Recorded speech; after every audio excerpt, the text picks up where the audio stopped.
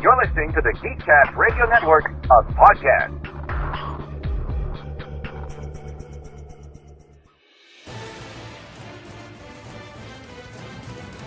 GeekCastRadio.com presents the Geekcast Radio Top 100 Animated Films Countdown.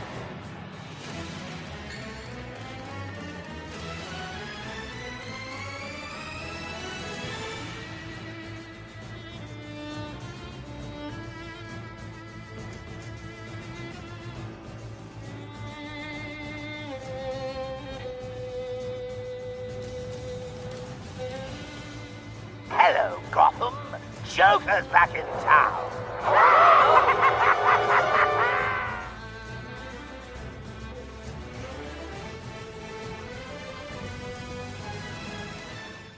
Hello and welcome to Geekcast Radio, episode 53. I'm one of your hosts, TFG and Mike. Joining me is Optimus Solo. Hello. Hello, good sir.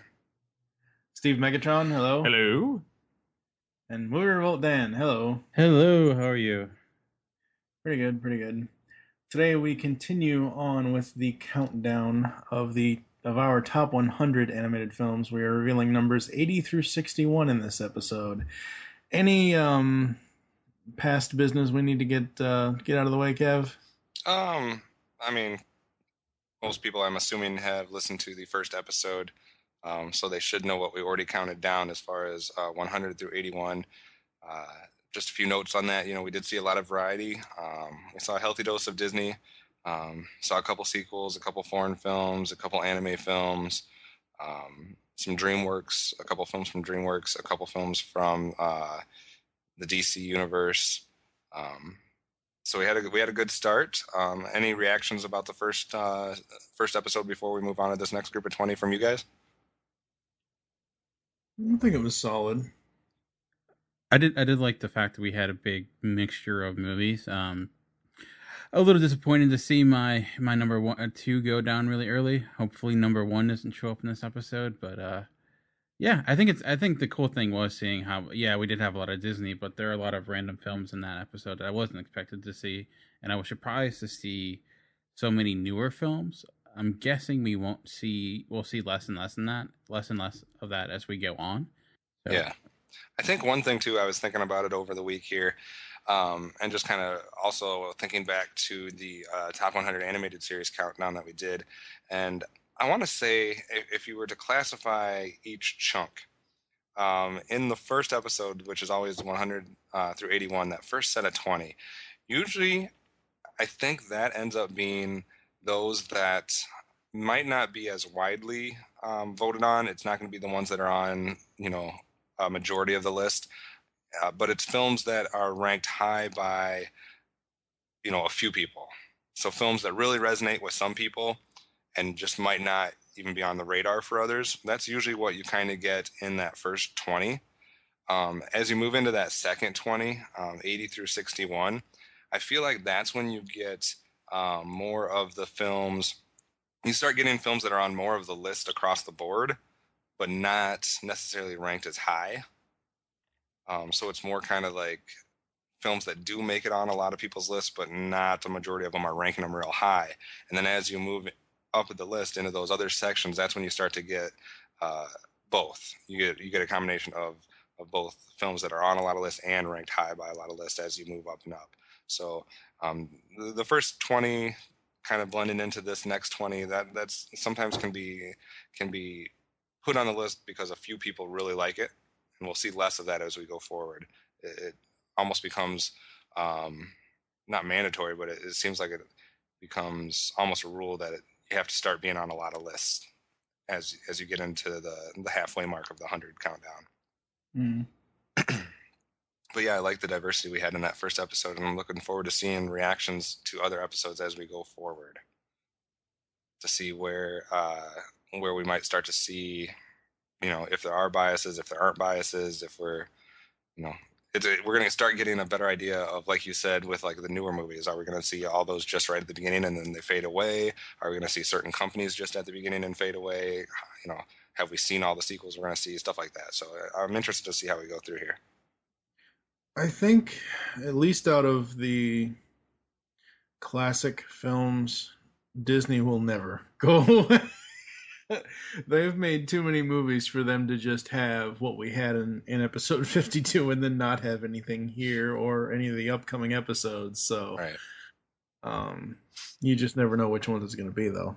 And again, like I said last episode, it's interesting to see as like within a certain company or whatever how they stack up. So like if we were to take all the, just for an example, the Marvel and DC movies, how do they rank amongst themselves as we go forward? And how do people feel like that fits? Same with DreamWorks, etc. Mm-hmm. Any other thoughts before we move on? I'm good. I'm good as well. All right. 80. All right, so let's see where we start today's episode, starting with number 80 today. Remember, we're going 80 through 61. We had like I said, a healthy dose of Disney last episode, and that is definitely where we're going to start off this week's episode. So coming in at number 80, Disney film from 1999. Does anybody know which one that is? Tarzan. That would be Tarzan. Start off again. Remember, I should say, as far as points go, since we had 20 people's list, the most points you could possibly get would be 2,000. That's if you would be ranked number one on every single person's list. So Tarzan comes in at 411 points. So that's where 80 is at, the 411 mark. It was on 9 people's list. The highest it got ranked was 10. Had a Rotten Tomato score of 88. Mike, what do you think about starting off today's episode with another Disney film, this time Tarzan, and how does it rank in comparison to the Disney films we had last episode, which would have been Aristocats, Pocahontas, Princess and the Frog, Oliver and Company, A Goofy Movie, and Lilo and Stitch? Well, it's easily better than Princess and the Frog. We know your opinion on that. The funny thing is with this one, this is one of those movies, and this is going to be really strange, and I believe I've told this story before, but I don't remember. I know I've told one part of it. When I was a kid, and Batman 89 had got released to VHS, my mom was in JCPenney over Christmas break, and they were playing it on the TV there. I just sat there the whole time. Flash forward to 99, I don't know, I was in Sears, and my girlfriend at the time was off shopping, doing whatever, and I just sat there and watched Tarzan for like 2 or 3 different times. And the coolest thing about this movie is the fact that they got Tony Hawk Pro Skater to do the motion capture for the animation for the tree surfing scenes. I did not know that. As far as how it ranks up with the others, my personal bias, I would put Oliver and Company over Tarzan. I enjoy Oliver and Company more, but Tarzan is not a bad movie in any way. It's got really good voice acting. It's got amazing animation. The story is good. I mean, I like it. I'm happy it's here. I don't think it's better than. I do think it's better than A Goofy Movie and all that other stuff, but I don't know. It really depends on what I'm finding out as we're doing this list. It really depends on the person's tastes, because a lot of people might like the story of Lilo and Stitch, and a lot of people might like the story of Tarzan. I know for a lot of people this might appeal to them because of if you're adopted, so that might kind of. Even though, Tarzan was adopted by apes, but you get the drift. Dan, what's your thoughts on Tarzan starting off today's countdown? A little surprising. I would probably, to me, this is like when Disney was starting to kind of, they hit their peak and they were going a little bit downhill. I don't think Tarzan's a bad movie. I wouldn't put it up this high. I do agree with some of the animation of this, like the Tarzan surfing on the trees looks pretty cool. I just felt the story was lacking. It didn't have an originality, say, of like a Lilo and Stitch, or the creativity or the fun of like an Aristocats or something like that. It was good. I would even say like Pocahontas, I think it has better songs. Like I can't think of a song from Tarzan. Just because it was maybe at that time in '99, I really wasn't watching many Disney movies. But I don't know. I don't dislike the movie, but I think I would have, of all the, I would probably put it more in the 90s than in 81 or 80 where it is now. I am going to agree with you. For me, Tarzan was one of those that was part of the decline where I lost interest in Disney. It was just in that range, in the late 90s where I felt like they just kind of fell off the map for me. So I really didn't have much of an interest in Tarzan. I would say that I don't know the ages of every single person that submitted a list for us. I don't know if possibly we had a couple people that were at the right age at this time. I guess we'll have to wait and see how many other kind of late 90s films we have come out. Maybe this is a product of people that were submitting lists being at the right age for this to resonate with them, where it doesn't necessarily with me because I'm a little bit older. But I would definitely not rank this higher than Aristocats. I know it's only 2 spots difference, but I wouldn't rank it above that. And like you said, I probably wouldn't rank it above Pocahontas either. Not that I like anything about Pocahontas, but I usually think of it in a little bit higher regard than Tarzan. But like I said, for me, it just wasn't the right time for me to really get into. Steve, what do you think about Tarzan? Actually, this is funny because it's pretty close to where I ranked it, but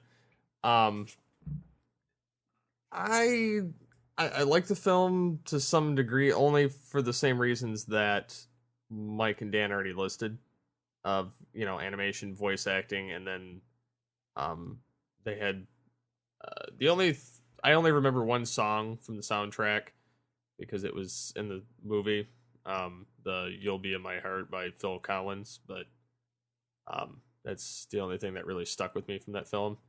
I do remember the animation and all, and that's kind of interesting to know that Tony Hawk did the moves for it, which actually kind of makes sense. But I have to agree. I'd rather. I mean, yeah, it's like picking the lesser of two evils in essence, but I would rather watch like Lilo and Stitch or Pocahontas than watch this. Yeah, I agree. So, I mean, I don't know. Like I said, I think we'll be on the lookout to see how the 90s stacks up and if there was an age that maybe resonated with that as we go through. Maybe I'm just, grasping at straws. That might not be anything to do with it, but we'll be on the lookout for it. But like I said, something that didn't resonate with me, I'm not surprised, I guess, that it made the countdown, but I agree with Dan. I probably would have put it in 90s somewhere. But we'll see. Maybe we'll agree with our next one. 79. All right, next up, number 79 on our countdown. And guess what, folks? We're going to stay in the wonderful world of Disney. This time, we're going to jump a few years, though, all the way to 2007 for Meet the Robinsons. On the same number of lists as Tarzan, on 9 lists. The highest it got ranked was 12th, interestingly enough, by the same person that ranked Tarzan higher than everybody else. So definitely a Disney fan amongst us. Did not quite score as well on Rotten Tomatoes as Tarzan. It only had a 66 on Rotten Tomatoes. Interesting that we're jumping a little bit ahead here. So we have a combination of both Disney and modern movies, which obviously we've seen more of that mix than anything else so far through the first 22. Dan, how do you feel about Meet the Robinsons coming in 1 spot higher than Tarzan? I think the only thing, I don't even know if this was from Meet the Robinsons, but it was that joke with the Tyrannosaurus Rex saying I have a really big head and really little arms. I think it's the only thing I remember about that movie. I honestly didn't even know it was a Disney movie, to be honest. I really, really surprised to see it this high. We talked about like the late 90s, but the mid to late 2000s, like 2009, that was even probably worse for Disney, when they weren't, besides maybe Lilo and Stitch and a few others. I don't know, like Meet the Robinsons is, I'd never, like I said, it was similar to Rise of the Guardians, is one of those movies I saw and never thought I'd really go back to again. So like you mentioned, maybe this is a different age range for people that it hit them at the right spot, but for me, it was one of those movies I watched, and I don't know, there was not much to it. Steve, thoughts on Meet the Robinsons? And while I'll kind of argue against that, because I watched the Rise of the Guardians again on cable like 3 days ago, and I can see where that falls flat. Again, this film, I don't think it does as much. I mean, there's some good comedy bits in there. I like the fact that it's got like the futuristic part of it with time travel, and you have the basically the friend who's wronged and then decides to use a psychotic invention that this said character creates, and uh, it's basically a revenge story, but it's also a discovering uh, of a family kind of thing. So I mean, I see where they were going with it. Yes, there were a couple of flaws with it, and there some key points that are funnier than others, like with the frogs or with the dinosaur, or with the I have a tiny head and itty bitty arms. But no, I mean I ranked it in my top 30 because it's better than some of the other late Disney stuff, unless you count Pixar, but that's completely different. If I would say for the 2000s, this being a actual Disney property, that it's one of the better ones from the 2000s since the mid 90s, but it's I find it overall enjoyable. I kind of agree. I think I mean, I wouldn't rank it super high, but I think out of the Disney films that came out in that brief window, it was probably one of the better ones they had to offer. But I think Dan's somewhat right that was, kind of like me, just a continuation of the 90s. And it was like the 90s were the late 90s were kind of like a fall off. I didn't really care for them as much. Then they had this little era where, like, yeah, it was a different look and different type of animation, but it still wasn't hitting the mark, especially when you were comparing it to other stuff that was coming out from other companies. Um, and for me, it wasn't until just recent where they kind of had a switch or a turnaround. I know Mike will disagree with me on that one, but Mike, have you seen Meet the Robinsons? In pieces. It's one of those movies that I've heard about and I've heard about and I've heard about, and I just have really no interest either way. Um, I don't think that I would put it this high.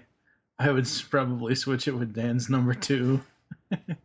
Well, I appreciate that. So, There's a lot of other movies though that are below this that it should definitely beat anyway. But Yeah, I mean, I would put it above some of the stuff. I would rank it higher than Tarzan. I have no problem with it coming in a spot ahead of Tarzan. Um, but like I said, I still don't think I would rank it above some of the other Disney stuff. I wouldn't rank it above Aristocats. But I don't know. It's interesting to see how these Disney films kind of shake out a little bit, and I'm interested to see as we're going forward and once we get to the end how we rank Disney films across the board. but I also think it kind of like you said before, it kind of depends on the age range and what era you saw this in, or other Disney films for that matter, because Disney being the time spanning conglomerate that they are, it depends on, one, your personal taste, and two, when you saw it in your life. Yeah, and I think that's what's interesting about these 2000 ones too, is the fact that um, We're all adults. yeah, Watching it. nobody's judging these 2000 films because of you know the impact it had on them as kids. We will get that for 80s and before, because there's some of us that are that old, and I'm suspecting we're going to get that with some of the 90s stuff, based because I'm having a feeling that there were some people in this countdown that were the right age for the 90s films. 2000 films we're basically judging as adults, so to me that's interesting to see how they fall exactly. Dan, any other thoughts before we see what's next on the countdown? no, I'm pretty good. All right, well, let's see what we have next then. 78. All right, coming in at number 78, we're moving away from Disney, at least for the time being, and we're going over to a different company. Also starts with D. For 2005's Wallace and Gromit: The Curse of the Were-Rabbit. Doing a little claymation animation here for the family comedy from DreamWorks. As far as Wallace and Gromit goes, it was on 9 people's list, so that is consistent so far on today's episode. All 3 films have been on 9 people's list, which is just under half. The highest ranking it got was 26, so it's kind of interesting. This one basically had on a lot of lists, but never ranked very high. Specifically, it was ranked more kind of in the middle type thing. Rotten Tomatoes score, this one has a 95, so very highly rated on Rotten Tomatoes.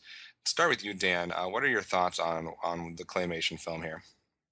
Well, I love Wallace and Gromit to begin with, especially their shorts. I think the Wallace and Gromit Course of the Were Rabbit isn't as good as some of their shorts, but it's still a really fun movie. The claymation is really clever. I'm a sucker for good claymation. I love the production company that does this. And that British humor works really well with these characters, and it's a fun story, and I think what's always the consistent with Wallace and Gromit stories is cleverness and a lot of really great sight gags, and two, it does uh, what good animation should do, and it hits on every level. Like there are a lot of jokes in there for kids, but there's a lot of jokes in there that adults are going to appreciate, maybe even more so. Like I don't know, many kids may not even enjoy Wallace and Gromit as much as adults. It's interesting because HBO has been actually playing this a lot recently because it's near Halloween. So I've been watching it here and there in pieces, and it's really funny. And I'm really happy to see it here. And it's the claymation, even though I mean 10 years, it's about what 9-8 years, it still holds up really well. And I just the amount of time and the amount of dedication that claymation makes, it just, I don't know, to me, it always impresses me when it's done well. And Wallace and Gromit is pretty much the epitome of good claymation. Yeah, and I'm very happy too, like you said, that it's on our list somewhere. I think it definitely deserves a spot somewhere within the top 100. I don't know where I exactly would fall with it. I mean, I know where I voted on it, but as this shakes out, I don't know if I'm going to be happy where it is or if I think it should be a little bit higher. This is a movie that I didn't really have any interest in right away. I like some claymation stuff and other claymation stuff I don't. And for some reason, I just kind of was not turned off, but it just didn't grab me right away. But I finally watched it, I don't know, 2-3 years ago. And I did like it. I think it's pretty unique. It's pretty clever. I don't always like British humor, but I don't think this is exactly British humor. It's more for a wider audience. And I really enjoy Wallace and Gromit. Everything that they do. It's not necessarily what I would typically gravitate towards, but I do think it's definitely got some quality there and some deservingness to be in our top 100. Steve, what are your thoughts on Wallace and Gromit? Okay. I'm going to be kind of somewhat in the vein of Mike here, but no offense, Mike. But oh, I've seen it. Like I know that they did this, that Aardman animation did like a lot of the claymation on the Pee-wee's Playhouse and stuff like that, which I was fine with it in that kind of scenario. But as far as their films are concerned, the only one I can stand watching is Fleshed Away. Like I've tried watching most of the other ones, including this one. I just, for one, I can't stand British humor. Like even if it's in the slightest of tones, it just, something about it drives me nuts. So that's one strike for it with me, and then two, I can't stand this animation style of the claymation. There's some claymation that I'm fine with, but this is not it. So I didn't even rank this one because it just kind of, something about it rubs me the wrong way. Yeah, it's definitely not something for everybody. And I think that's part of it that I tried to get past when I watched it. And I do enjoy it for its like the story and the plot and some of the characters. But I agree, as for some parts of it do visually turn me off a little bit of it. But I think it definitely is unique compared to some of the other films that we're going to get over the course of our list. Dan, final thoughts on Wallace and Gromit? Yeah, like I'm surprised. I guess, like you said, claymation may not be for everyone, but I don't know. Like I think this is like this claymation. Even if you remove that, you have a really good story here. And yes, it's British comedy, but it's really light British comedy. It's definitely not as it's not something like Mighty Python by any means. But I'm curious if we'll see more claymation on the list. I'm doubting we'll see any more Wallace and Gromit, but we might see some from that production company. I have one movie that's kind of that's one of my personal favorites that hopefully it'll come soon. But yeah, I don't know. It's pretty much all I have to say. All right. Well, so far for those keeping tally, this episode we've had Disney, DreamWorks, and let's see where we go from there. 77. All right, to answer my own question, we go Disney, DreamWorks, and then back to Disney. This time very close to the year we started with. We're going to go to 1996. Mike, do you know what that would be? You knew 1999. Do you know 1996? 96. No. I'll put you on the Off spot. the top of my head. All right. Well, number 77 is 1996's Hunchback of Notre Dame. Only on 8 lists, so the first time we've gone under 9 here. Only on 8 lists, so it was ranked a little higher amongst those lists. The highest that it got ranked was 19, Rotten Tomato score of 73.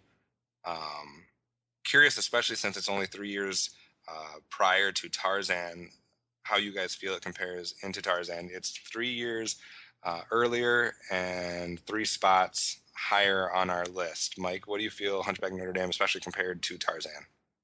I want to say, first of all, that, like you said, Kevin, the Disney films after like Aladdin and all that were kind of spotty for you. I'm the same way. They were like after Aladdin and Lion King, they were really spotty for me. Sure, I saw Pocahontas. Sure, I saw Tarzan. Hunchback has never been one I wanted to see at all. It just didn't interest me as all. I don't think it's bad, good, or otherwise. I just never had any care for it. So, I don't know. All right. Steve, how about you? What do you think Tarzan and Hunchback comparison since they were so near each other in the countdown? I would much rather see Hunchback over Tarzan. There's more memorable moments between Quasimodo and the statues, and then of course you have the late great Tony Jay as the villain in this film. So that's a couple things going for it, but I think that along with Pocahontas in this film, I think that's where it started the decline majorly. These are still like kind of borderline okay movies, but beyond these, I think that's when Disney started going down the tubes, and that's why they needed Pixar to pick them back up. I kind of rank that film in my 50s range myself, but it's not a bad story. At points, it seemed to kind of drag, or it just kind of was your kind of at that time the typical Disney plot line that seemed to be kind of reused between like Hercules and Tarzan and Pocahontas. It's the one person has to save everyone kind of plot line that they just kept recycling with just different characters in a different setting. So I mean, in that sense, it's kind of forgettable. And I know we keep referencing this time frame, but we're talking about the 90s and Disney, just to get it out there so that listeners might be wondering, what we're talking about. What I'm talking about when I say it specifically is post Lion King. Lion King came out in 94. So then after that, we had Pocahontas in 95, Hunchback in 96, Hercules in 97, Mulan in 98, Tarzan in 99. So that's the time period I'm talking about. For those 1, 2, 3, 4, 5 movies, which so far, we've seen a majority of them. And that's kind of that time where I started to fade away, starting with Pocahontas and then going into Hunchback. I did not see that one right away. I didn't see any of those right away because I kind of lost interest. Dan, what are your thoughts on Hunchback compared to Tarzan? Well, compared to Tarzan, I do think it's much better than Tarzan. Just the overall, I think the story is more fleshed out. The characters are stronger. Like some of the side characters, like the gargoyles, are much more interesting than some of like the gorillas and Tarzan. And I think the voice acting, the voice cast, is better. I'd rather have George Costanza than Rosie O'Donnell any day of the week. But the movie itself, as a kid, I remember not being the biggest Hunchback of Notre Dame fan. Like, it was a movie I liked, but it did not nearly have the same impact as a Lion King or an Aladdin, which is kind of an unfair comparison. But it recently came out on Blu-ray, and I checked it out again, and I was actually kind of impressed or surprised about how good it is. It's a lot better than I think I gave it credit for, maybe because of what it came out near. It was like a victim of unfair comparisons. Like, it just couldn't live up to what was out at that time. I do agree it's nowhere near those, like the top echelon of uh, of Disney by any means. But I think it's right solid there in the middle, and I think this is a good spot for it. I do think like they took that story of the Hunchback and they Disneyfied it like they always do, but it was done well, and the characters were strong, and the songs are really good too and rememberable. So it's I'm happy to see it here. I am curious if we're gonna start seeing more '90s, like Hercules, like you mentioned. But yeah, I would say if you haven't seen Hunchback in a while, maybe go back and checking it out. You might be surprised that it's much better than you anticipated. That's what I discovered. Completely hit something on the head there. If you were to take that group that I read off, those 5 films, I think Hunchback is the one that gets the worst rep for being in that group. What I mean by that is I think it's the looking back and over time and as history will have it, it's I think the best or possibly the top of that entire group. But because it was in that time period, it gets overlooked or it gets lumped in with the rest of them. Where I think it's possibly closer to the types of movies that we had been getting before over some of the other stuff we get in the 90s. So I think you're right. I think it's one of those ones that's better over time. It's not as bad as you might have thought it was. Obviously, some people didn't think it was bad. Some people enjoyed it right away. But I think sometimes it does get lumped into all of those 90s movies, and it's a little bit better than some of the ones that we've been talking about. I think it deserves to be higher than Tarzan, at least in my book. All right. So, again, Disney, DreamWorks, Disney. What is coming up next? 76. Okay, I promise it's the last time I'll do this. I'll answer my own question, though. Disney, DreamWorks, Disney, DreamWorks. So number 76 on our list is from 2004. It is Shrek 2. The third sequel that we've had so far. And Mike, if you do that again, I will reach through the computer screen and punch you in the face. Just kidding. You usually ask me to guess. Number 76 is Shrek 2 from 2004 from DreamWorks. It was on 11 lists. So that is the most we've had in today's episode so far. It went over half the list. It did crack somebody's top 10. T-Busy had it at number 8 and 89 on Rotten Tomatoes. So moving into our third sequel, are we surprised that Shrek 2 made the countdown, Dan? I'm not too surprised. I mean, the Shrek franchise is gigantic. I'm hoping this means that Shrek 3 and Shrek 4 didn't make it, because those movies I believe are not very good. Shrek 2 I think is I'm sorry, I have to disagree with you. Wait, your Shrek turn. 4 for ending the franchise, Shrek 4 was pretty good for closing out the franchise. I thought Shrek 4 felt like a TV movie and not an actual. No, that's Shrek 3. They both do. I mean, the Shrek. I remember when Shrek came out. Not to talk about Shrek before on this list, but when it was one of those game changers. It was completely different. Something that it took the world by storm. And then Shrek 2 came out, and obviously not nearly as good as the first one, but still pretty solid. I mean, you had those characters. It brought in it played with that concept a little bit more. Bringing them to happily ever after, going even more into the idea of playing with the tropes of fairy tales. And I thought like Shrek 2 was probably the last time that they did interesting things with that idea, and it wasn't just full of pop culture references. Yes, they were there, of course. They're always there, but there was a little bit more to it. I'm not a huge Shrek fan. Like, it's not something I would put on the same level as some other franchises, but I think 76 for Shrek 2 is fine. I appreciate more so like Wallace and Gromit more so than Shrek 2, but yeah, I mean, you can't deny that it was a huge, gigantic franchise that made $1 trillion from Michael Myers and Eddie Murphy. So it's the best thing Eddie Murphy has done in a while. So, Mike, your thoughts on Shrek 2 coming in at 76 here? I was wondering when I first saw Shrek, I was wondering how they were gonna do a sequel and how the story was gonna play out, and I really enjoyed Shrek 2, but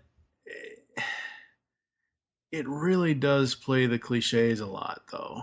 Like the whole fairy godmother thing, and because it's playing two fairy tales, and I get that.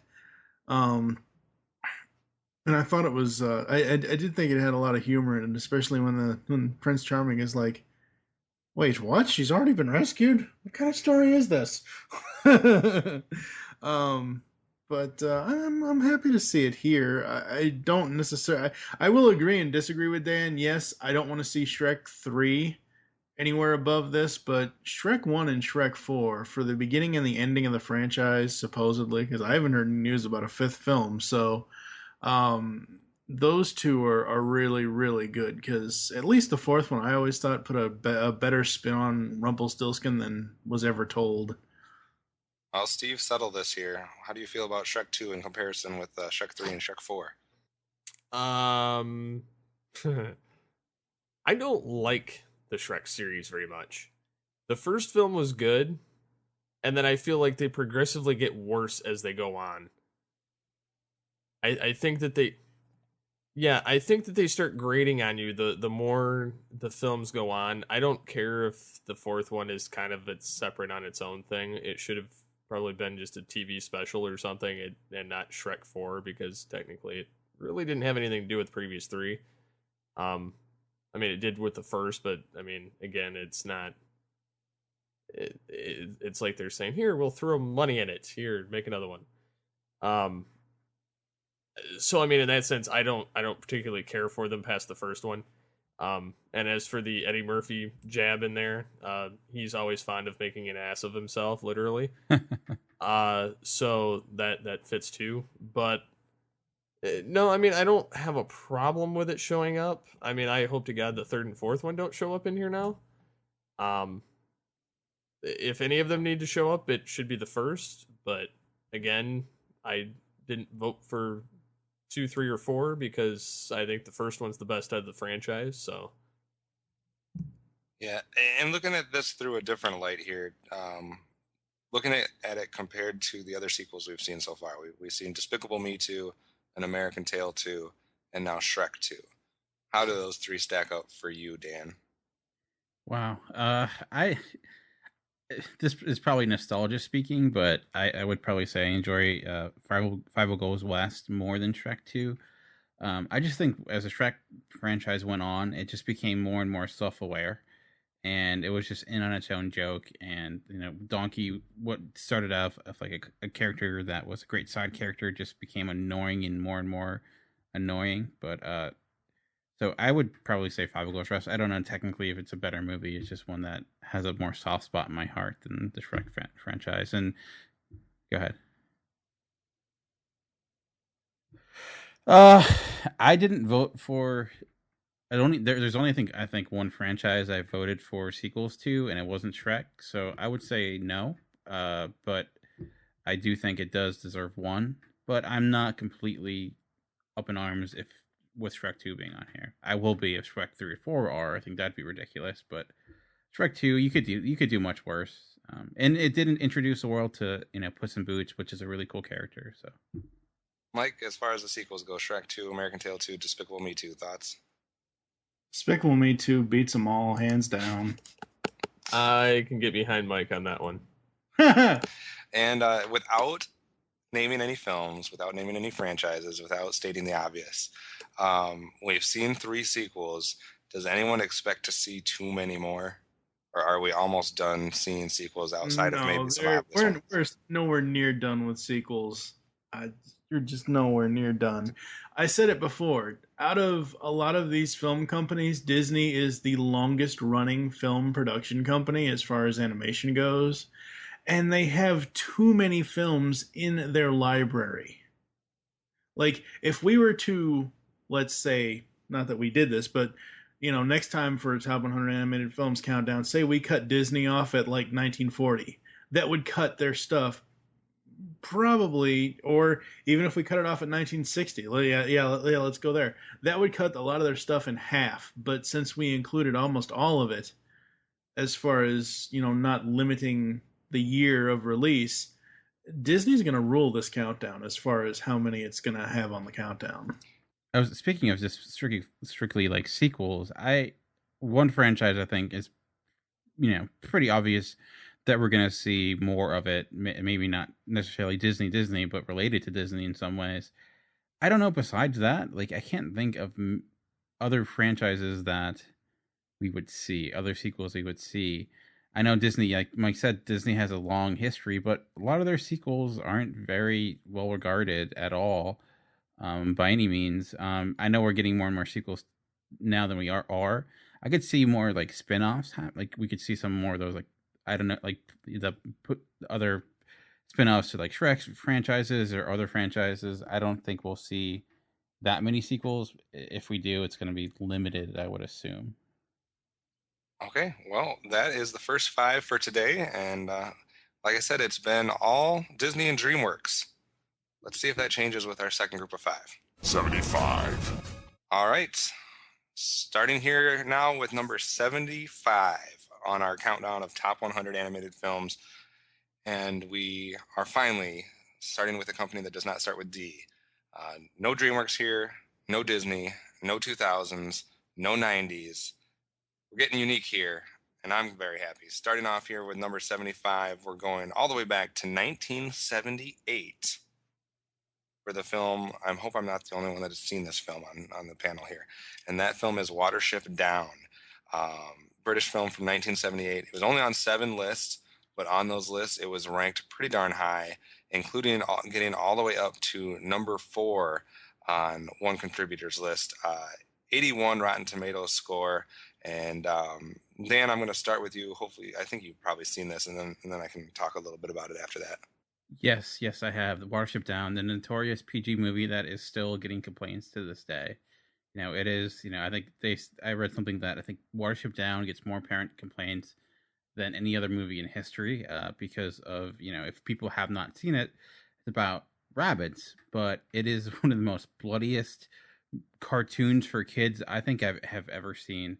But beyond just that part of it, it's a really good movie. It was, I think I had that, I don't know exactly, but it was at least in my top 30. Strangely enough, not a movie I watched as a kid. Came to it later as an adult, but I just love the concept, the way they like militarize the rabbits, and it's really interesting. And the animation I think is fantastic. The 70s has a lot of unique versions of animation, and Watership Down to me is really great. The use of the rabbits, especially in their combat and stuff like that, and it is like a movie I maybe not be suitable for kids with the amount of violence in it, but I do think it's really well told, and I do just love the way that they like.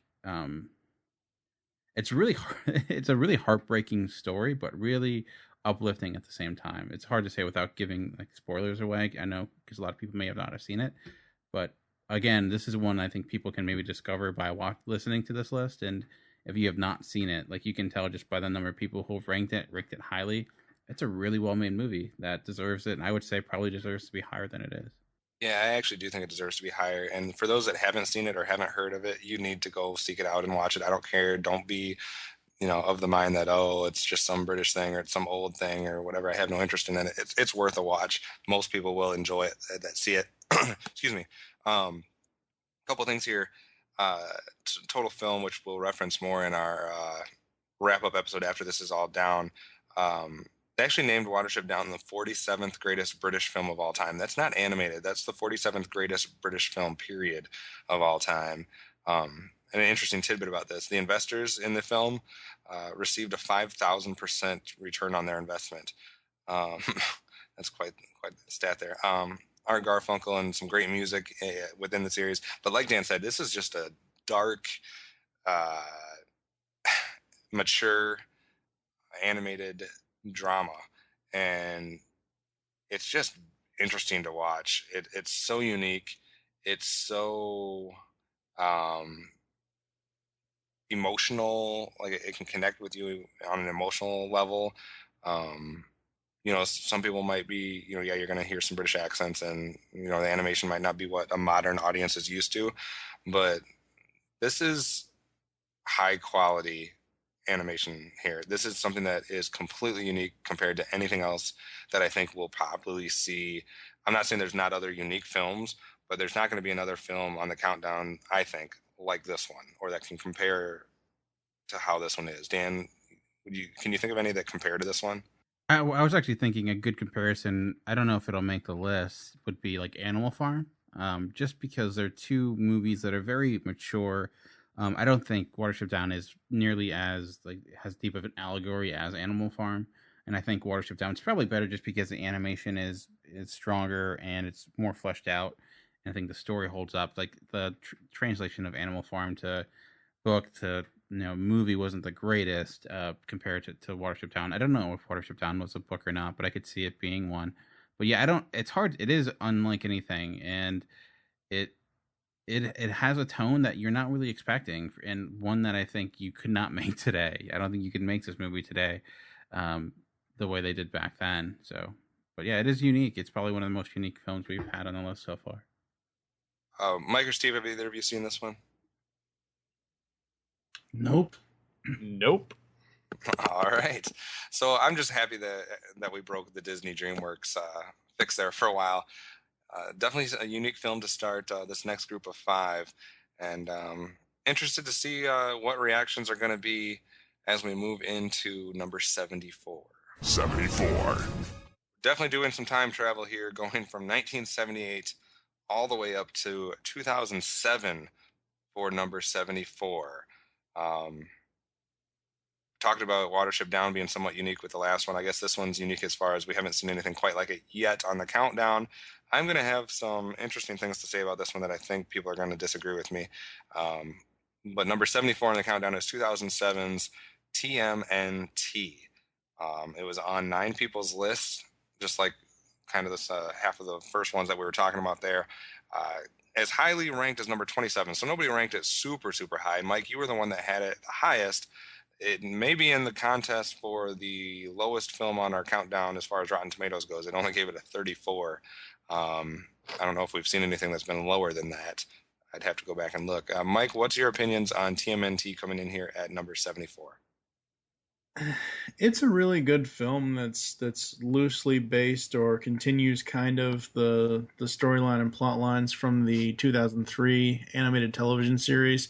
It has those characters, that style, those voice actors. The animation's good, the story is good. I mean, the trailer itself was like, "Where's Leo been? Where'd he go?" It's kind of like one of those things. Oh, he's coming back to New York. I really liked it. I thought it was interesting. I thought it was interesting that you have a story here where all 4 brothers got into a fight and everybody went their separate ways. It's just so humorous that Donnie is tech support. Raph is out being a vigilante. Wow, a bat turtle. Yikes. I really like it. I thought it was a really good film. I think this film is infinitely better than Turtles Forever. Oh my God. It is. It's not as good as Turtles Forever. I'm sorry. See, that's what my is. problem is. If a Turtles film was supposed to make this list, it should have been Turtles Forever. Are you kidding me? Not with the fact that the Turtles Forever film producers were non-union and couldn't get the actual voice actors. It doesn't matter. It doesn't matter. Yes, it does. The fact that they all sound like Michelangelo, all the 87 Turtles sound like Michelangelo is just dumb. I don't even know what you're talking about. Yes, you do. Turtles Forever for me was far superior than TMNT. I'm not sure if either of them necessarily deserve to be on our top 100 list. I did vote for Turtles Forever fairly close to the bottom of the list, but I did vote for it. I think this being on the list instead of Turtles Forever is a mistake. I think this coming right after Watership Down as a higher ranked movie is a mistake. I don't know. I don't see it. Maybe some people meant to vote for Turtles Forever and accidentally just put TMNT. I don't know. Steve? I voted for both films. This one I put it at in my high 40s, and then I put Turtles Forever at 25. To me, Turtles Forever is better than this film. Although, to keep on subject of this film, I do like the CG animation that they did use in this. I did like the fact of the voice actors and the fact they kept everybody pretty much from the show, or if they did replace people, it was people that sounded believable. They had Jean-Luc Picard as the lead Highlander type role in this film. There were callbacks to various other iterations of Turtles in it as well, and it kind of was a continuity combined with the 2003, but also kind of with the original actual live action films, because there were subtle ties to both in parts of the film. It's overall enjoyable as a standalone, but again, I can't disagree with where it's placed, but I think that as long as Turtles Forever beats it, I'm fine. This is like this is more or less, this is like the world's finest compared to The Dark Knight Returns Part 2.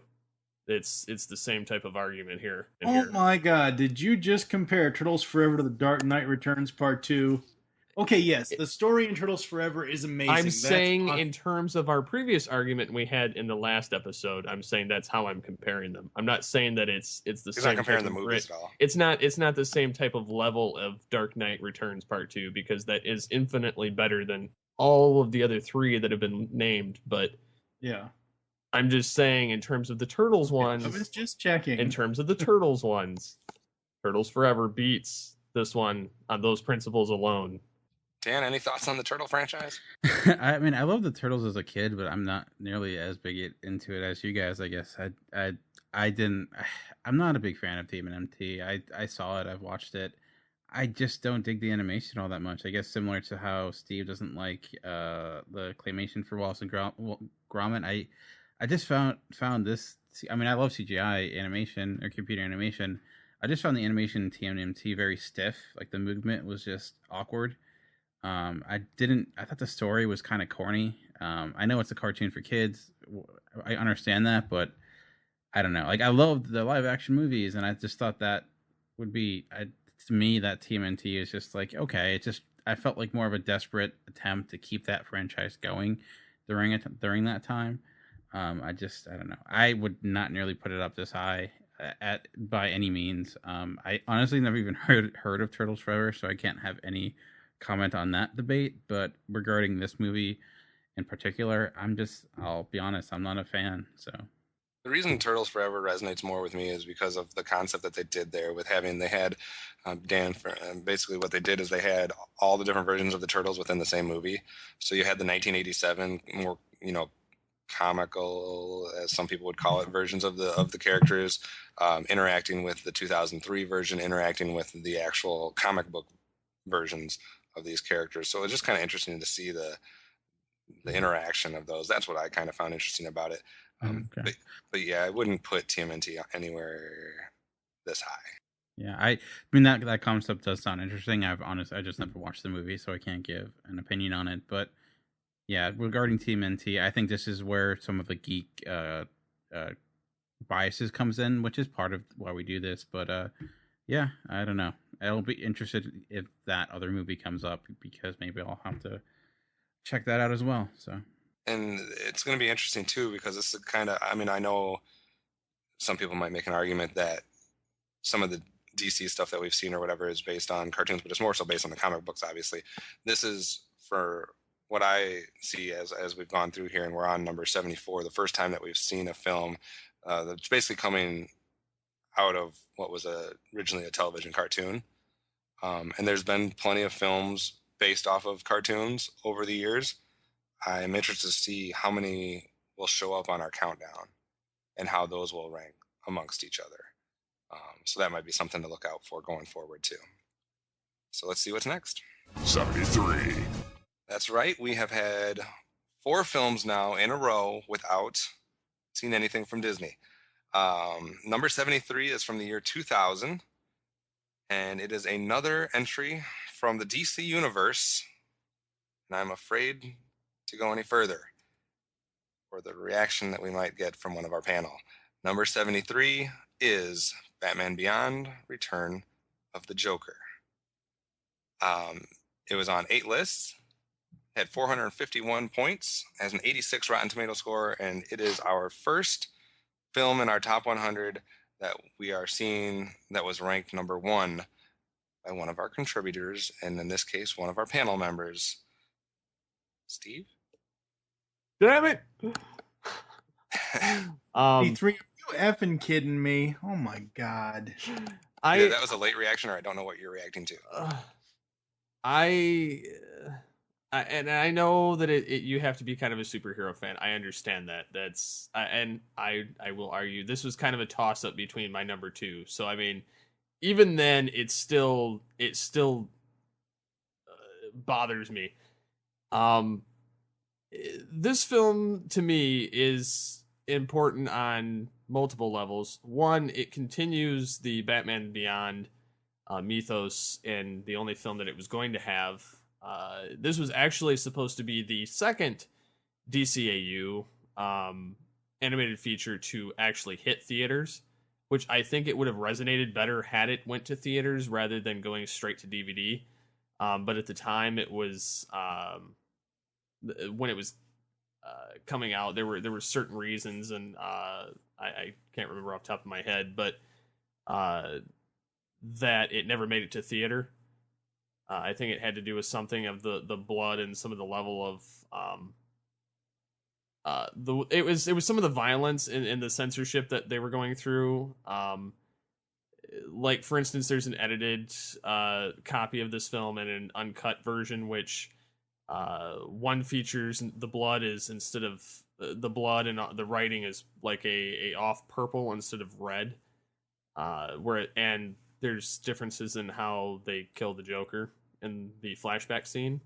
One is off screen, and one of them is you actually get to see him get shot.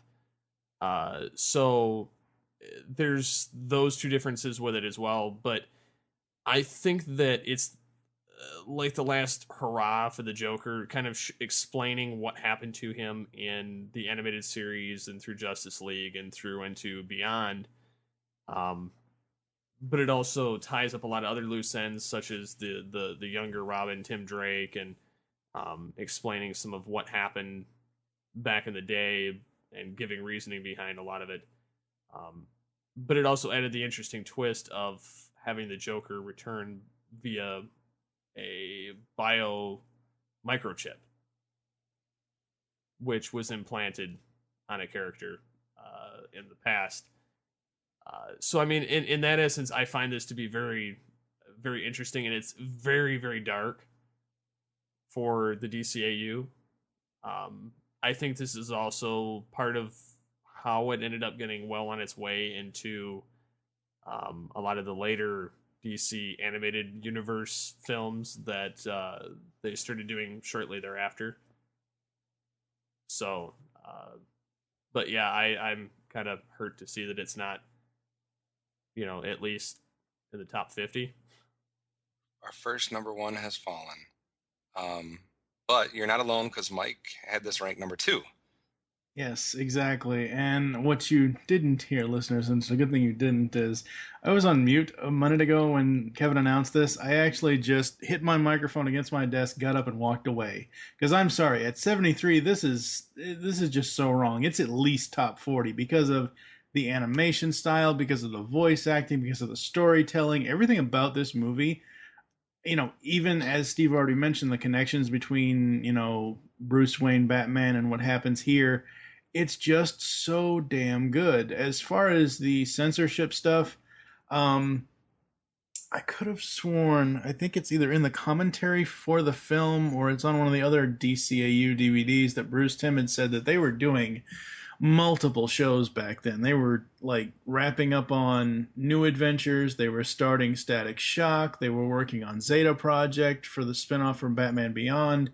So that was one of the reasons why I remember Bruce Timm specifically said they just had no time to get the feature done for theaters. That's why they said, let's just put it direct to DVD. Well, also, now that I'm reading back at it, not to cut you off, but they had to heavily edit and remove scenes of extreme violence and some dialogue.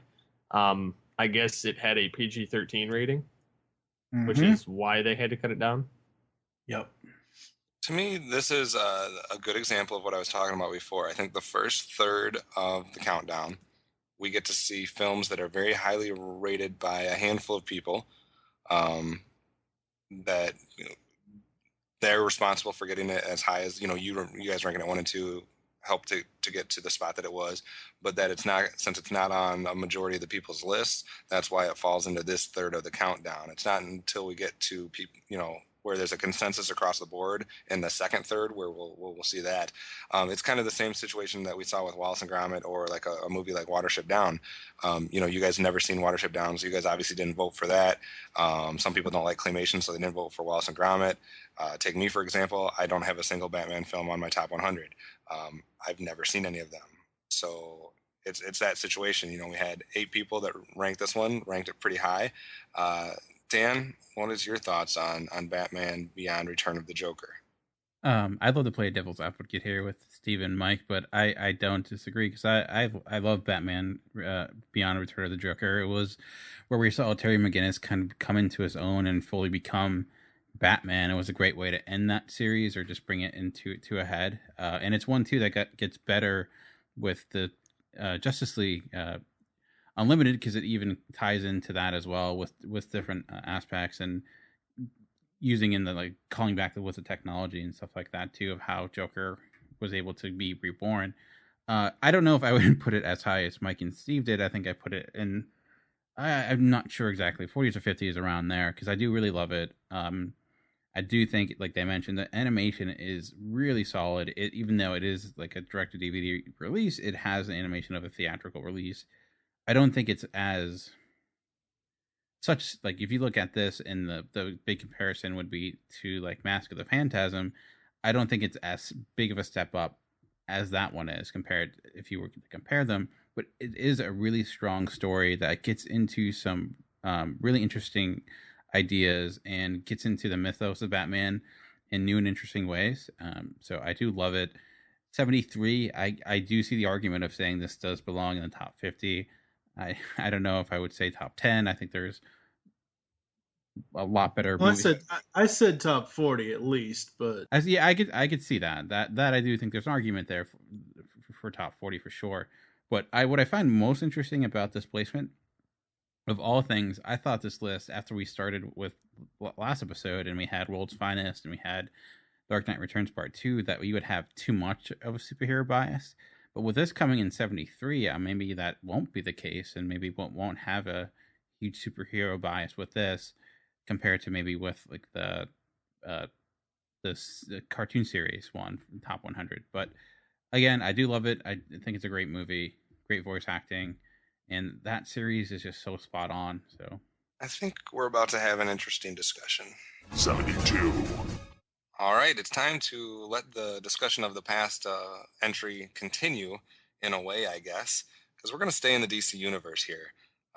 Number 72, we're going to go 12 years into the future from the year 2000. We're going to go to Batman Dark Knight Returns Part 1. Also on 8 people's list, just like Return of the Joker was. Did not get ranked number 1 by anybody. Did get ranked number 5 by one entry. So it obviously was ranked higher amongst the 8 people that listed it. And it is our 3rd film on our countdown so far that has the honor of receiving a 100 on Rotten Tomatoes. So we saw that with Kiki's Delivery Service and Ninja Scroll. Batman Dark Knight Returns Part 1 also currently has a score of 100 on Rotten Tomatoes. All right, so let the discussion continue amongst you guys, starting with Dan this time. Since you were just talking about it in comparison with some other DC films and our superhero bias or lack thereof, or how that was going to pan out. Dark Knight Returns Part 1 coming in 1 spot ahead of Return of the Joker. What are your thoughts on that? Well, I should probably insert my foot into my mouth right now as I say we probably won't have a superhero bias, and then we have 2 superhero movies back to back. So, but how do they? That's a really tough question. I think Dark Knight Returns Part 2 is superior to Dark Knight Returns Part 1 and Batman Return of the Joker. I would say Batman Return of the Joker I would probably put ahead of Dark Knight Returns Part 1, because it is a complete story that holds up within itself. Part 1 of Dark Knight Returns does as well, but I think that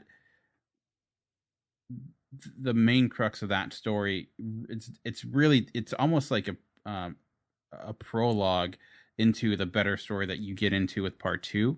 I think it's like it doesn't necessary groundwork. It's a great movie. The animation's fantastic. The voice acting, RoboCop as an old Bruce Wayne is awesome. But I would say I would probably reverse this. I'd put Dark Knight Returns Part 2 here, put Part 1 where Part 2 is, and then put Return of the Joker, leave that where it is. I think that would be the proper order. Mike, thoughts on that? I mean, I don't know.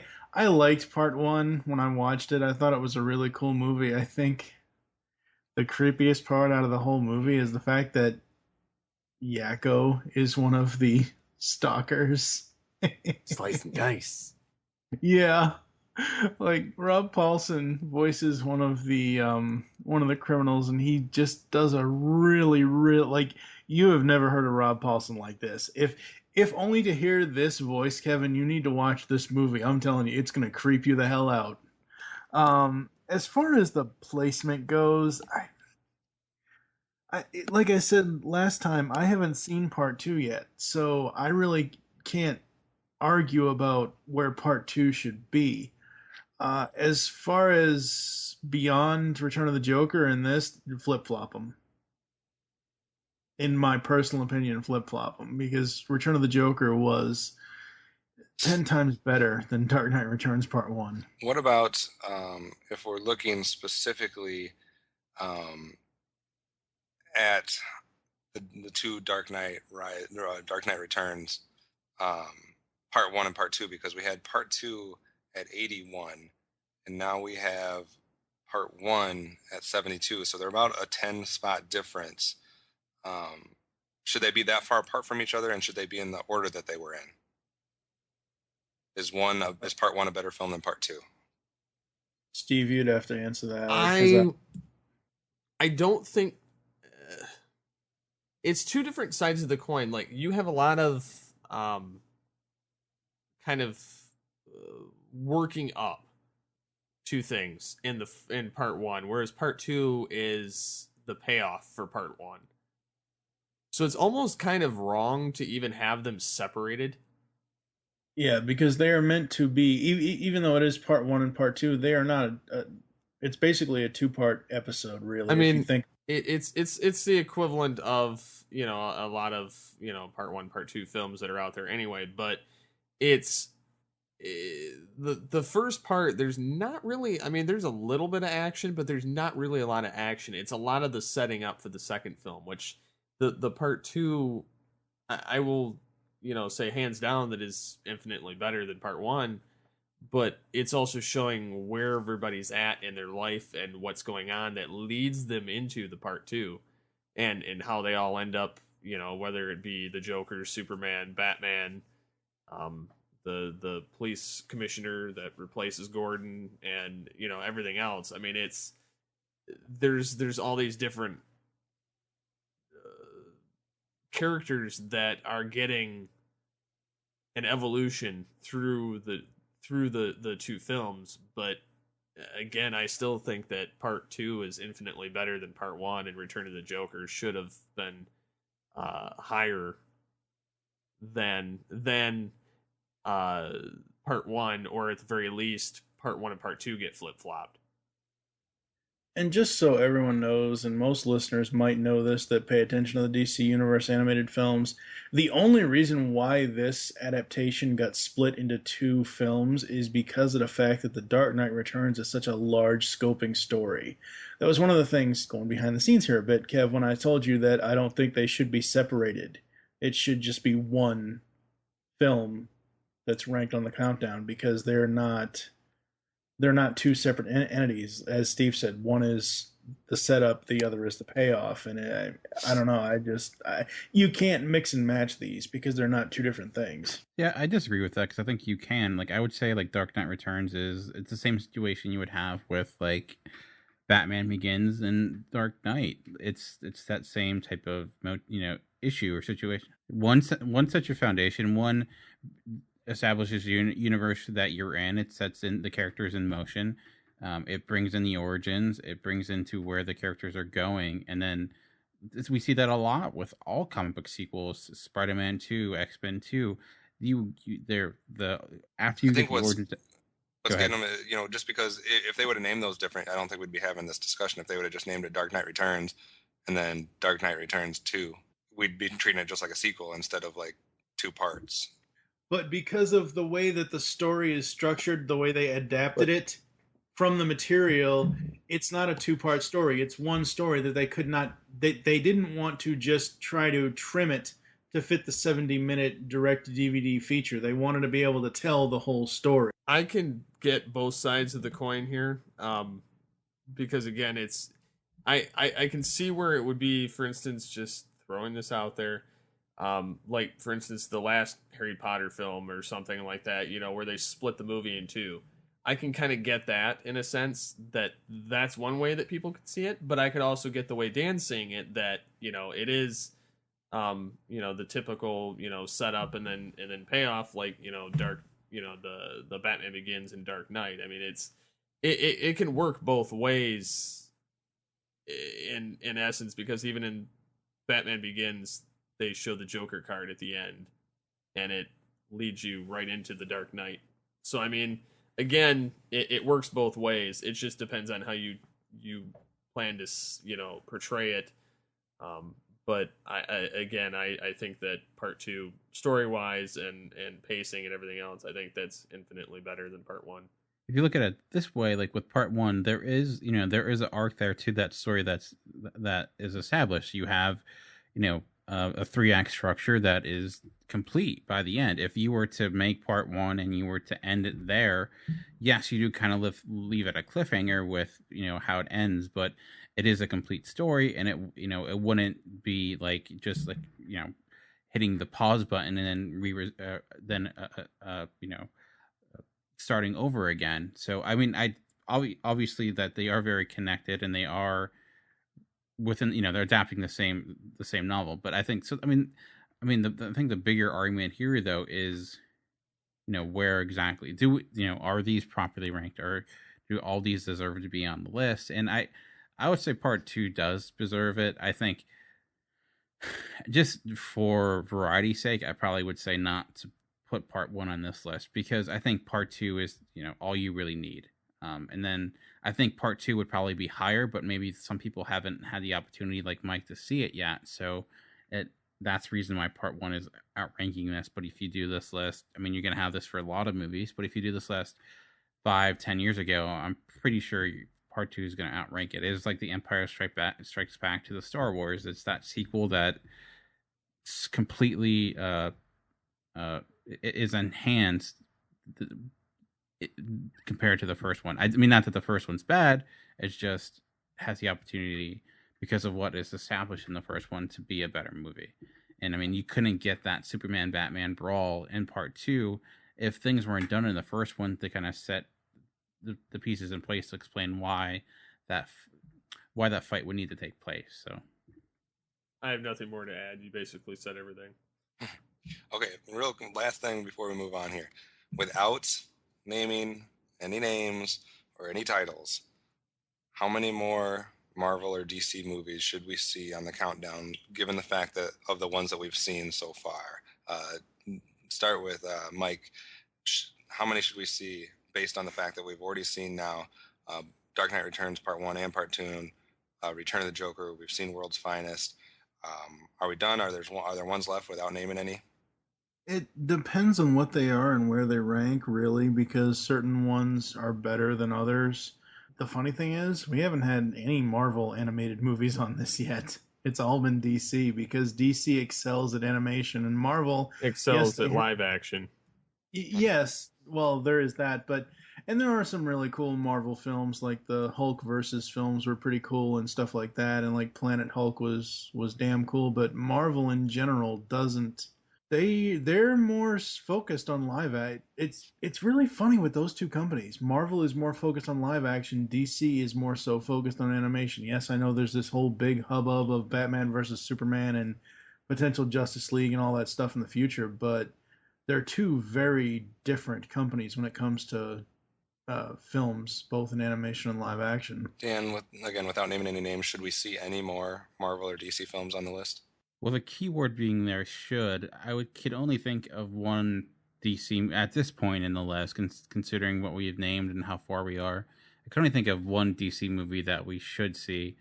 I can't think of any Marvel movie that we should see. I could think of one that could possibly come up. It's one that's probably the most critically acclaimed, or the one that's most adored by fans.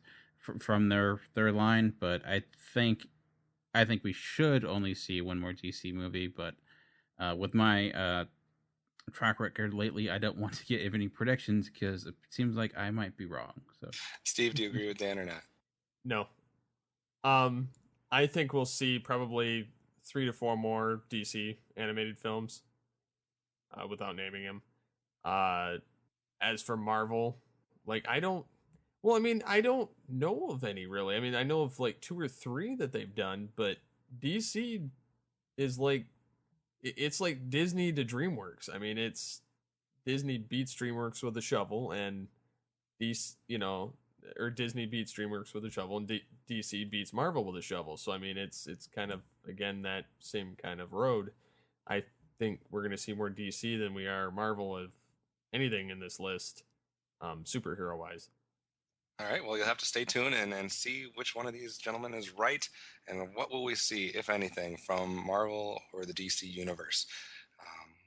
But for now, let's end the Marvel DC discussion and move on to something more familiar. 71.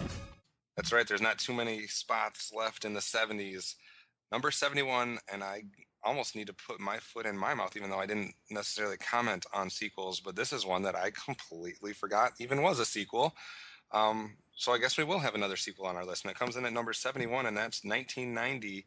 We're going back to Disney for Rescuers Down Under. It was on 10 people's lists, and that is only the, let's see, it's only the third film to crack the feat of being on at least half of the list that we've gone over so far, now that we're at number 71. The highest it got ranked was number 10 by TV's Mr. Neil. Rotten Tomato score a little low there, 68. I just completely slipped my mind that this is a sequel. Otherwise, It's because there isn't a 2 next to it. Yeah, I know. So that's why. I know. So yeah, Rescuers Down Under going back to Disney this time. For number 71, Mike, why don't you start with this one? What are your thoughts of Rescuers Down Under as its placement amongst the lists, as its placement amongst sequels, or does it deserve to be on our top 100 or not? Oh yeah, it definitely deserves it. I actually saw this in the theater, like I think the opening day it came out, or the opening weekend it came out, and this was the one film that I was like, oh, cool, a Rescuers movie, because before this, I still to this day have not seen the original. I've seen bits and pieces of it, but I haven't ever watched it all the way through. And The Rescuers Down Under was kind of like, as a kid, it was my film, as far as those characters go, and I thought it was great. The animation is great. The voice acting is really good. The story, while we've probably seen it, A Boy and His Pet, we've seen that a million times before. I thought it was very well executed. Seeing the Golden Eagle was great. What is it? What was it villain's name? McLeach, I think. Wow, I can't believe I remember that without even looking it up. McLeach and his little lizard friend there, Pet, whatever the hell. That lizard was... that lizard is on an equally creepy level as the Siamese cats from Lady and the Tramp for me. Well, that is Frank Welker, so... Okay, yeah, but I'm just saying, like, the design, the look, the feel of the character on the animation. As far as does it belong this high, I would say yeah. As far as amongst the other Disney films, I would also say yeah, because I really, really enjoyed this. Like, I enjoyed this more than I enjoyed Tarzan, more than I enjoyed Pocahontas, more than I enjoyed, a lot of the other Disney films that we've already had on the countdown. So I'm happy with its placement. I still think Batman Beyond Return of the Joker needs to be above it, but anyway. Dan, your thoughts on Rescuers Down Under? I loved Rescuers Down Under as a kid, and this might be sacrilegious, but I enjoyed it much more than the original. I just, that hit me right at the sweet spot growing up. Something about, I could be wrong, but was this the first Disney movie to ever use any type of computer graphics? Or I know that they had that awesome looking vehicle that was, I think, very enhanced through computer CGI, but I could be wrong. It's been a very long time since I've seen it, but I do love the 2 characters of the rescuers. The animation of the eagle was pretty awesome, and like Steve said, like Mike said, it's a really well done story. And like, for whatever reason, as a kid, I just ate this movie up with a spoon. Does it deserve to be this high? It's hard to say without knowing what's coming next, but I do think of all the Disney movies we probably talked about today, I would probably put it ahead of all of those. Just coming like Tarzan, I think it's better than Hunchback of Notre Dame. A little bit iffy there, but I do love that movie a lot. I don't know why. Something about just the setting of Australia just makes it unique, I guess. I agree. There's not much that I can think of bad about this movie. I like the characters. I like the animation. I like the feel, the atmosphere. I just like everything about this film. Um, I'm curious before, as Steve's about to give his thoughts, because you guys have been mentioning the original, and we've been referencing a little bit of some of the other Disney films. Um, Overall, as we're looking at this and we're looking at all the Disney films that we've ranked so far, is this the best Disney film we have ranked so far? Think about that. We'll get Steve's thoughts, and then I'll go around the table and ask you guys that question. But just general thoughts first, Steve, on Rescuers Down Under. Um, I vaguely remember seeing this in the first one. I remember liking this one better than the first one at the time. Um, I too have a fascination with the Australian addition to the film. Uh, and yes, it was actually the very first sequel Disney ever did, to kind of put that in perspective. Um, and also it did use a CG. It was called I believe they called it CAPS, Computer Animation Production System. Um, which that's kind of a neat touch to it. I guess from what I read before, it's supposed to be like some kind of the first or second collaboration of Disney and Pixar.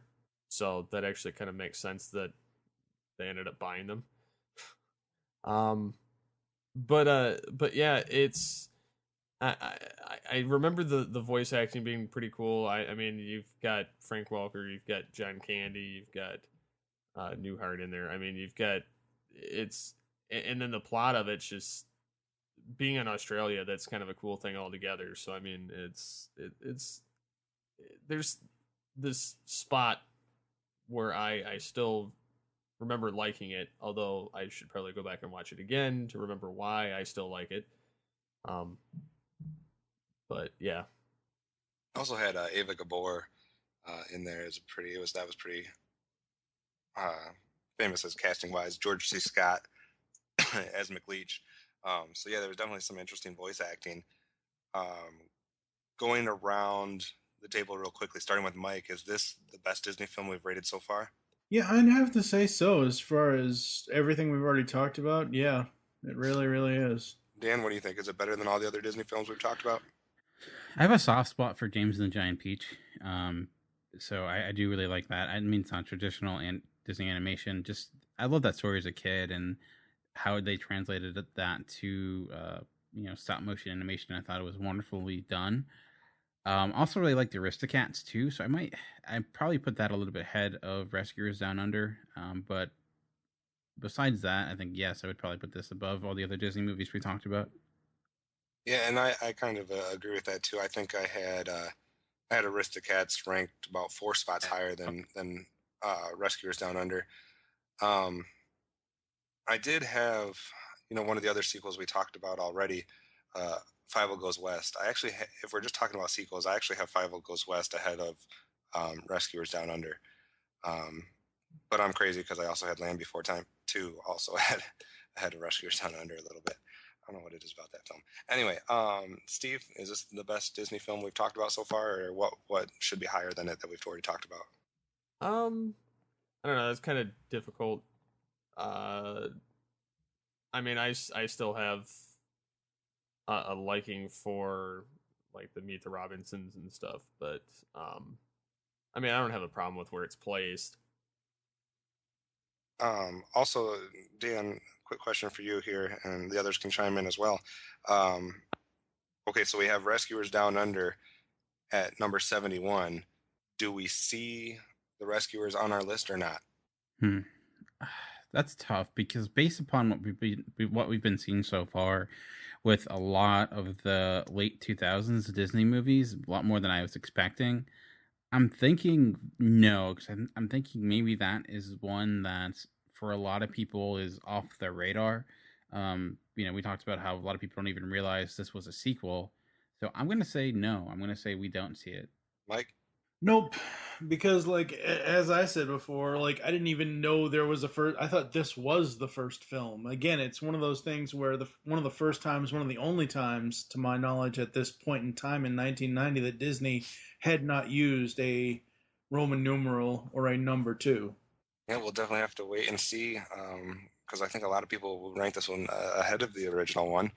Um, but hey, we will see. And that rounds off our first set of 10 for today's episode.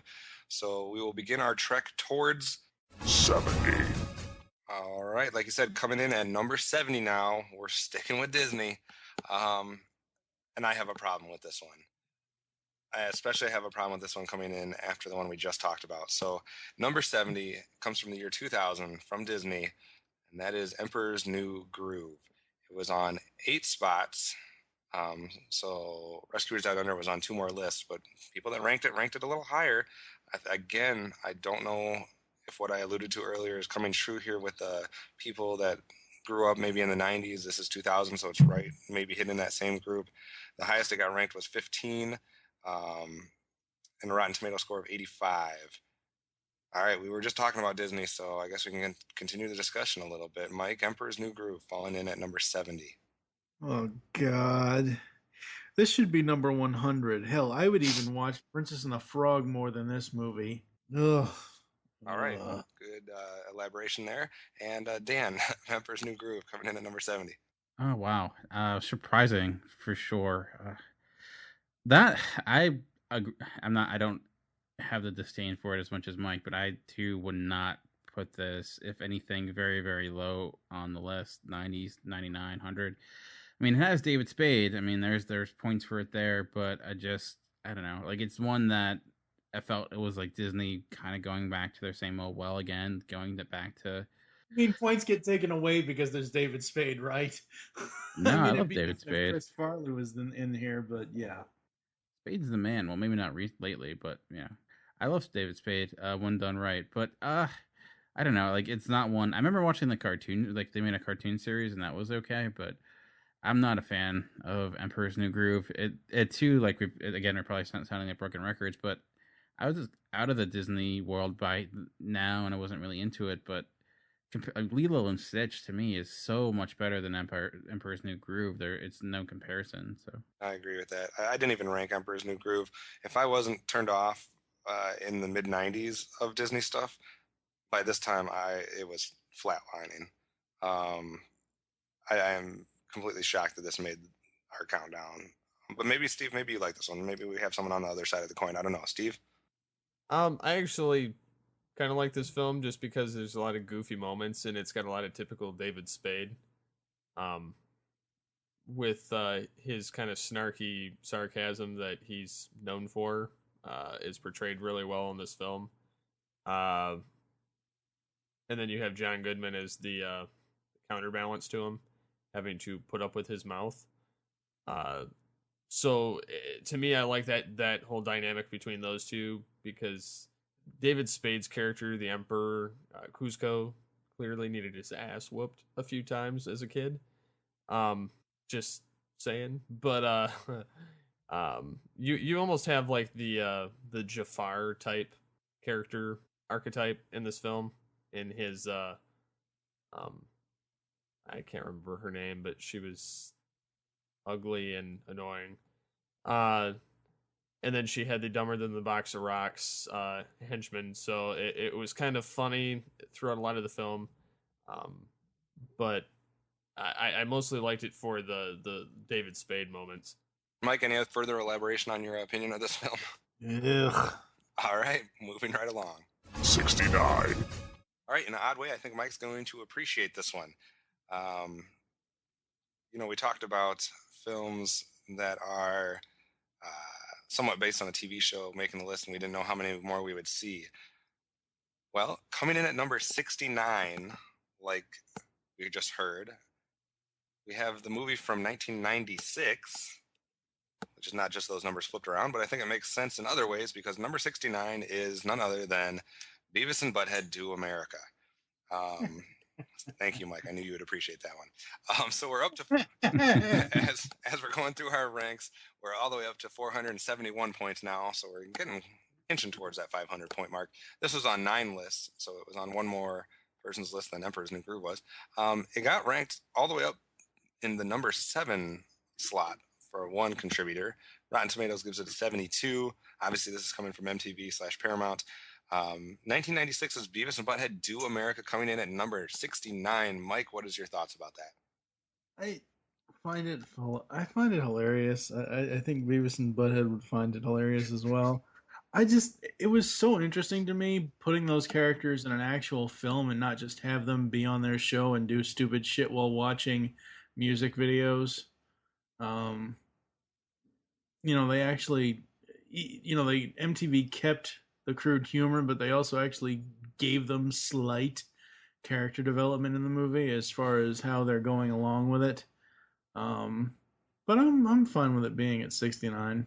Steve, any thoughts on Beavis and Butthead? I believe I said something similar in the top 100 animated series, but I can't stand Beavis and Butthead. Something about them drives me nuts. Like, I think it's just the dumb humor that's in it. Definitely not for everybody. No, I mean, granted, back in the day when I was like 7th grade, I found it entertaining because I could actually imitate Beavis and Butthead. But, and it was close to the internet being new. So, I found it entertaining somewhat at the time, more so because of how stupid they were. But this to me is almost in essence like Mike's hate for Ren and Stimpy. Let's not start that. But I'm not. No, I mean I'm not going to go into the Beavis and Butthead. It was not as grotesque. No, as I mean I'll agree with that, and I'm not trying to flare up your nostrils here, but I don't find them. I don't find this film to be any better than anything on the list so far. I would put this off the list or 100 if it's going to be on it. Well, I definitely disagree with that. I mean, I think Beavis and Butthead, some people can just look at it on the surface level and think, oh, it's just stupid, grotesque, or just potty humor. But there's really more to it than that, and it's really, if you look, Mike Judge is a very smart, articulate writer who knows what he's doing, and there's a lot into it, similar to South Park, where yes, you can appreciate it on multiple levels. Yes, there's some outlandish comedic moments, but within that is some really smart satire or some really well-written jokes. I mean, Robert Stack as an ATF agent in that was amazing. Just like his pet peeve of you can't end a sentence with a proper preposition. And just that, even when I'm writing reviews to this day, if I don't do that simply because I have his voice in my head from this movie saying you can't end a sentence with a preposition. So, and this is when I saw in the theaters too. I also disagree with the not liking what they do with music videos, because I think that's some of their best stuff, because it's these they're these stupid little what could be, you can throw it on the rug as just dumb comments, but they're actually really smart and they're really funny when you actually think about what they're saying. And I did like how they did incorporate the music video aspect into this movie with the Desert Mirage scene with Rob Zombie and whatnot. But I don't know. I do like Beavis and Butthead. I do understand why it's not for everyone, because the animation's a little off and the humor, it can be off-putting to some people, so I get that. But to me, Beavis and Butthead Do America is one of those movies I put into, it's much better. It's so much better than it should have been, considering how that you see TV shows becoming movies usually doesn't work out that well. But I thought it was great. And I think placing at 69, I mean, if that's pretty, ironic to say the least. Definitely. I agree. I think it's one of those films that most people expected it to be terrible, and it was way better than it should have been. It, like another franchise, is really good at social commentary or just being clever and disguising it in this crude, rude, brash style that, it's almost funny because parents think that their kids are watching garbage or that you shouldn't be watching that nonsense or whatever. But in reality, they're watching something that is actually somewhat intelligently written, even though it doesn't seem at the surface that it is. I have no problem with it being on our list, and I definitely don't have a problem with it being number 69. Is it better than everything else we've talked about? I would put a few films ahead of it. But I have no problem with it being at 69 because I think that is kind of funny. It also has a really great soundtrack to it too. I especially love the Red Hot Chili Peppers "Roller Coaster" song. So, which is not surprising, knowing that it's a MTV, production. Right. All right. Let's see where we go from here. 68. Well, it's been a while since we've seen this company. Saw a flurry of it at the beginning of our episode today, alongside Disney. Now we will go back to DreamWorks for our number 68 film on our list. And I'm very surprised at this one as well. Coming in at number 68 on our list is DreamWorks' 1998 film Prince of Egypt. Again, on 10 lists now. So that definitely obviously helped in its placement. Like I said, when we were talking about Rescuers Down Under, we've only had now 4 films that have been on at least half of the list. Highest rank was number 3. That I cannot fathom, or that blows my mind right now. I'm speechless. Rotten Tomatoes score is 79. Someone help me out here. Prince of Egypt being ranked number 3 by one person and being ranked number 68 overall. I liked the film when I watched it for coverage on Tooncast Beyond. It's got some amazing animation. It's got an amazing soundtrack to it. It's basically Disney's telling of the story of Moses. There's nothing deep here. There's some emotional moments, there's some comedy moments, but there's only so much that Disney can do to Disneyfy a Bible story. Well, this is DreamWorks, so it was. This is when. Well, either way, Yeah. It's still the reason why I say Disney is because Katzenberg was with DreamWorks at the time. But same thing.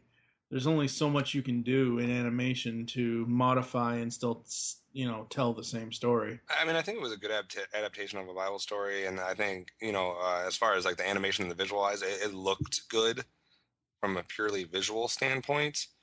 I just don't know how well it stacks up against some of the other stuff we're talking about. I think it's better than The Emperor's New Groove, so I guess it's good that it was ahead of that. But compared to some of the other stuff we've already mentioned, Dan, help me out.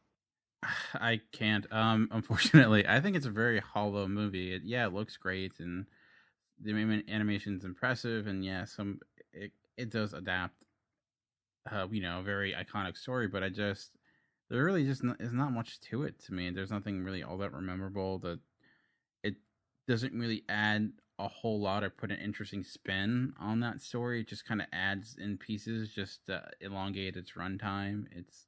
I don't know. I definitely agree. It should not. I don't know if I'd even rank it in my top 100. I don't know. Really surprised. Very surprised we're seeing a lot of these late 90s, 2000 movies coming up this high in the list. So, and this is probably, of the ones we've got over so far today, and probably even last week, I would probably put this near the bottom of everything we've done so far. Steve? Other than there's a lot of star power in this for sure, and then you have Hans Zimmer, and to correct Mike, Katzenberg wasn't with Disney at the time. He left Disney at 94. No, I know he was with DreamWorks at the time, but I'm thinking of him because he was at Disney at one point. That's why I confused the two companies. We'll forgive you. I have to agree with Dan on every other aspect, though. I think it's going to be something that maybe we'll look at in the wrap up of taking all these, maybe from like 95 to 2005 or something, and seeing how we think they stack up against each other. Because that's it's not just my problem of it being at number 68. I don't even know if we stack it amongst its time period if it ranks above some of the ones we've talked about. I don't dislike the movie completely. I absolutely can't understand someone ranking this number 3. Yeah, that I can't explain either. I don't know. Maybe some people agree. just have. Some people could probably say the same thing about ranking. My number two, or ranking, Batman movie number 2. It's just whatever that movie could have hit some sort of personal. It should just be something that appeals to them that they rank it that high. I mean, that's part of it. All this is just the personal biases for whatever reason. It's just unavoidable. But I certainly wouldn't put it up there. But if someone wants to rank it that high and they feel it's legitimate, more power to them, I guess. Yeah. Well, we're about to hear from a studio and a company here that we haven't heard from yet, so it's going to be interesting. Let's see what we have next. 67. We're only going 2 years after Prince of Egypt, so we're only going to the year 2000. Number 67 from Blue Sky and Fox. Get an interesting film here that hopefully has some discussion. Number 67 is none other than Titan AE. It was on 9 spots, up to 477 points on our point meter. The highest it got ranked was number 7 by none other than Mike himself, who's on the panel here. Rotten Tomato did not like this film, as apparently only gave it a 52. Mike, are you upset this was your 7th ranked film? We're coming in at 67, so we're 60 spots different than you had it. I will say this elsewhere as well, to be an aside from this episode, but I really effing hate Rotten Tomatoes and their dumbass review scoring. Calm yourself. It just, okay, I get the peer-to-peer scoring, but the actual people that run that website that rank movies, they don't rank. It's I don't know. You know what I mean. I don't know if you know how Rotten Tomatoes works, but yeah, I know how it works, but you know what I mean. As far as it being number 67, it had some damn good animation. It told again, a lot of these movies they tell stories we've seen before, but it was I really liked it. I thought it was a damn good story, and I thought the animation was great. It's got a stellar cast with Matt Damon, Drew Barrymore, Bill Pullman, bringing someone back from the 80s for a revival in Tone Loc, who plays one of the aliens. And you've got the humans trying to rebuild and reclaim their place in the universe against these energy monsters. I mean, that's a really, really cool plot in my mind. 67, I guess. I would probably... Are you surprised that it didn't appear on even half of the people's lists? Well, this is one of those movies that maybe not a lot of people have really paid any attention to it. If people have paid attention to it, it was because at the time, Creed's Higher was used in the promotion of it. That helps or hurts it? For me, it helped it. It hurt that it's not on the soundtrack, but either way. I just don't think a lot of people know or remember about this film. I thought it might appear on more people's lists, given the fact that we're somewhat of a geek-centric community. Yeah. I thought it would appear on more people's lists. Dan, what are your thoughts on Titan AE? It's funny that you mentioned. I was going to say the fact that it, introduced a lot of the world to Creed kind of makes it almost ineligible for the list in my book. I don't like Titan AE. I'm sorry. It's again similar to Prince of Egypt. Yes, the big thing I remember when that was coming out was how it was similar to Prince of Egypt. Well, what I mean is, how it's similar to Prince of Egypt is where you have a big cast, big names, impressive animation. It's on the technical side, yes, it's probably well done. I mean, the big thing with Titan AE was how it was incorporating CGI. It was supposed to be the future of animation. I remember that was the big tagline for that when it came out, but it ended up not being at all. And I think mostly because it's just not a good movie. It's just I love Matt Damon, but in that I just thought he was kind of his emotion, like his greatness of an actor. I don't think necessarily is through his voice per se. So I don't know if he was a really good, I think he was a hot name at the time, so they threw him in there. He was coming off of a lot of success, so it's like, oh, we'll get Matt Damon because he's the hot new thing. We'll put all these actors together, and they will make all this cool animation, but they forgot to actually just to make an interesting or well-developed story. It was just kind of piss poor, in my opinion. I could see ranking it just on a technical aspect, but I don't know. To me, it's just one that looks great, but when you get into how it was made and what's actually making that story work, it doesn't. That's why I think it's similar to Prince of Egypt, which both look amazing, but really don't have much to them. I definitely am not surprised that it's on our list though somewhere. Um, Steve, what are your thoughts on Titan A? I really like the film myself. I like the CG stuff that's used. I like the kind of after Earth element of it. Say what you will for a lot of it, but it's very geek centric. There's a lot that being a geek it pulls you towards. Um, but I also have to say that it's it's not really that bad of a film. I mean, I don't disagree with where it's at by any means, but I don't think that it, shouldn't be here. I don't know. There's just, I don't, the voice acting aside from, the big name people, it still, I think holds up just because of what they were trying to accomplish with it and because it's something different. Being that it's in space, it's, kind of like an adventure and the main character is trying to figure out why this whole thing is so special, and they basically get to jumpstart civilization again. Yeah, like I said, I don't see a problem with it being on the list. I don't know if I would rank it quite this high, but fair enough. Interesting to see from a new studio, at least with Blue Sky Fox companies being mentioned for the first time. I asked a question earlier. We're going to get our answer to that question sooner rather than later. So we'll see what that is here. 66.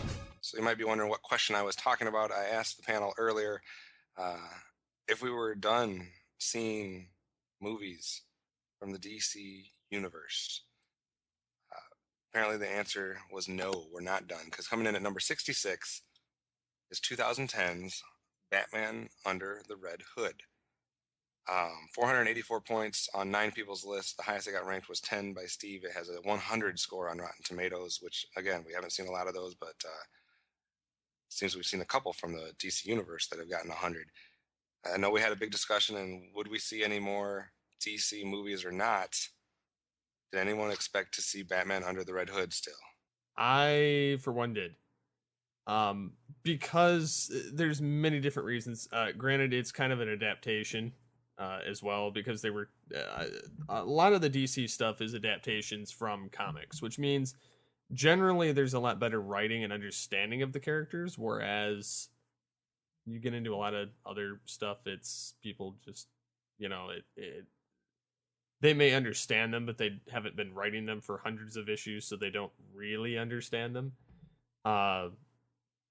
So, I mean, in that essence, it's kind of nice seeing this, but not only is the animation kind of cool, but and granted the voice actors aren't the same as what most people are traditionally used to, like Kevin Conroy's Bruce Greenwood, which is name actor.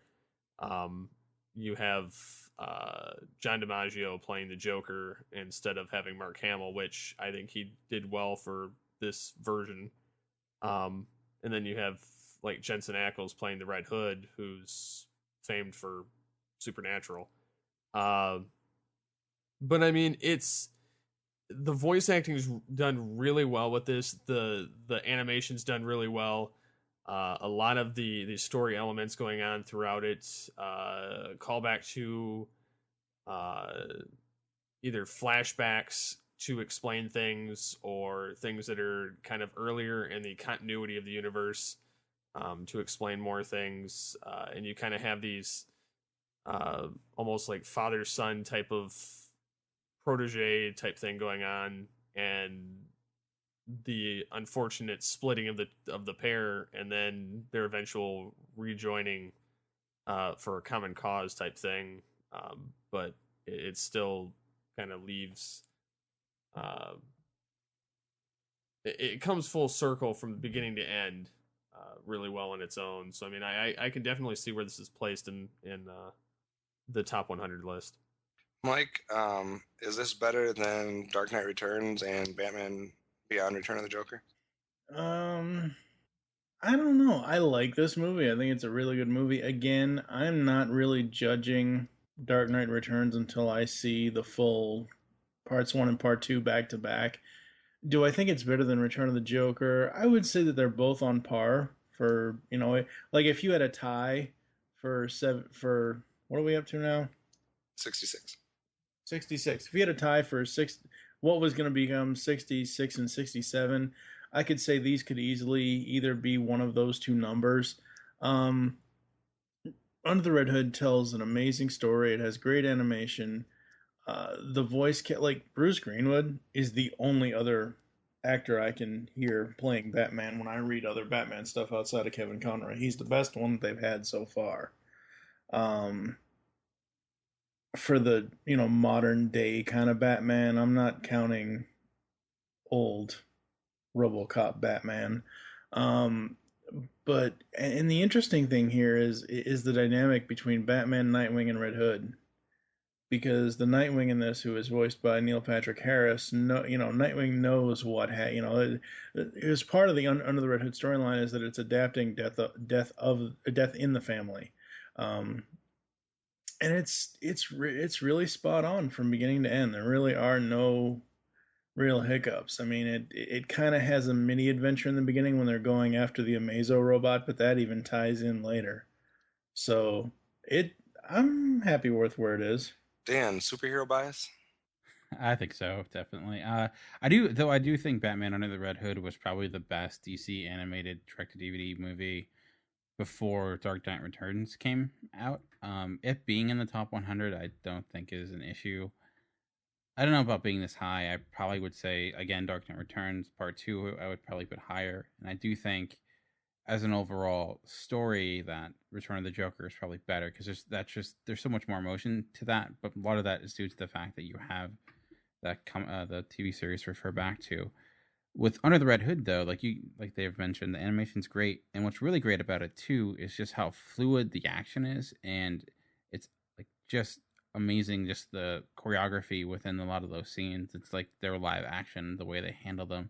That's one thing I took away from it too. And there's a lot of great chase sequences that are just so on point, and just that to me are amazing. So I do think it deserves top 166. I don't know. That could be a little bit of a bias, but it is a geek website, so hey, it's part of the game. But You mentioned the chase sequences, that rooftop chase when Nightwing's like, "You cut your line. Not many people can do." I know that whole corner. It was almost like I hate to trivialize it down to this, but it was almost like Tom and Jerry chasing each other on the roof, really, because the way that the camera pans between um, them chasing Red Hood and Red Hood, how he's running around the corners of these ledges. The camera work was amazing on it.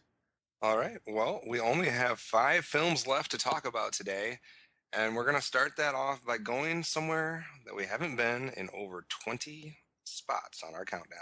65.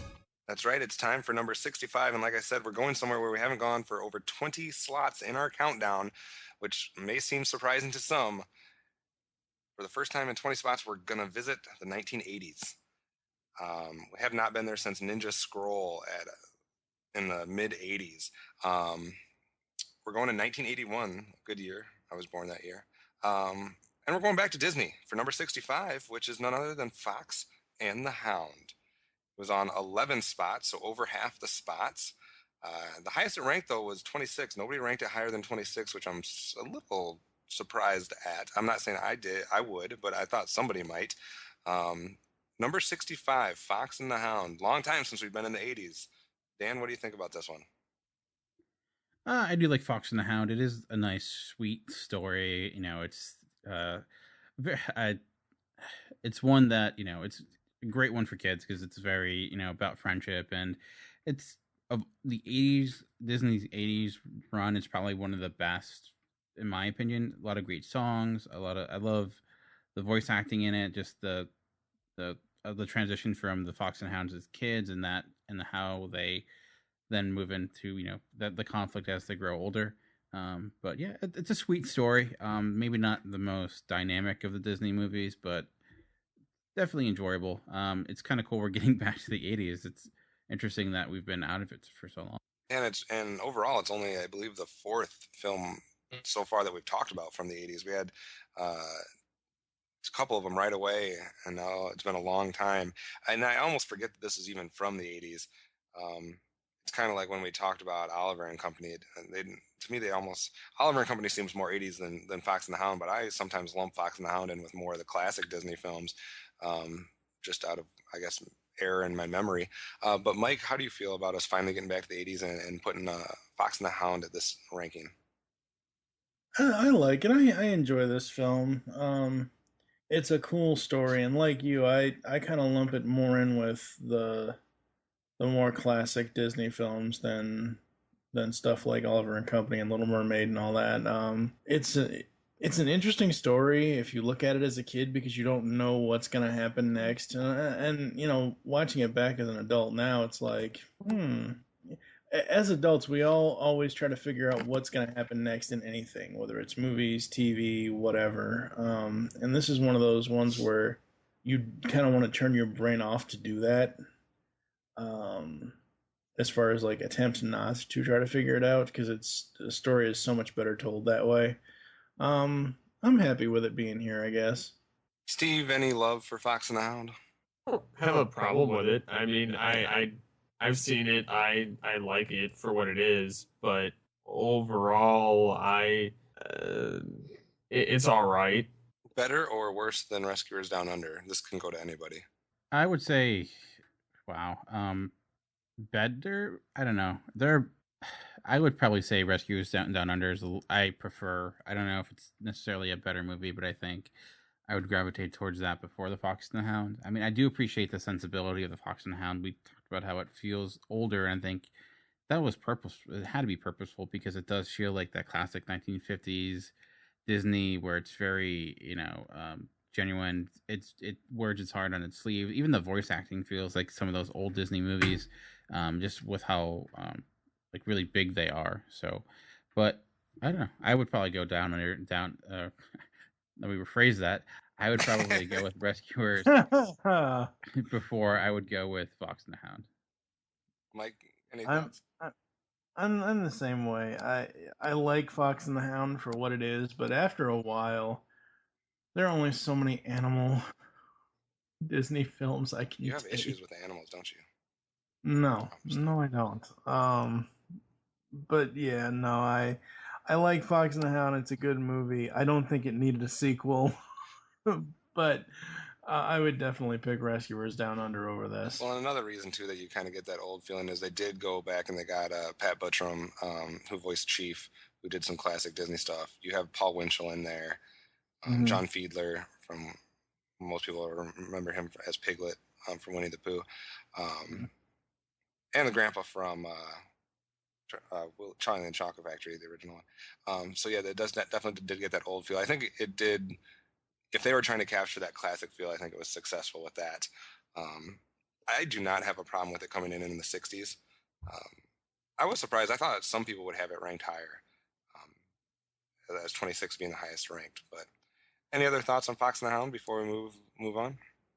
Yeah. All right. Well, let's see what comes in next then. 64. That's right. We're all the way up to number 64, and we're actually, it's not the first time we've seen this company, the studio here, Leica. I don't know if it's Leica or Leica, Laika, and Focus Features. We saw this with Paranorman earlier in the countdown. We're going to see it again here for the 2009 film, coming in at number 64, Coraline.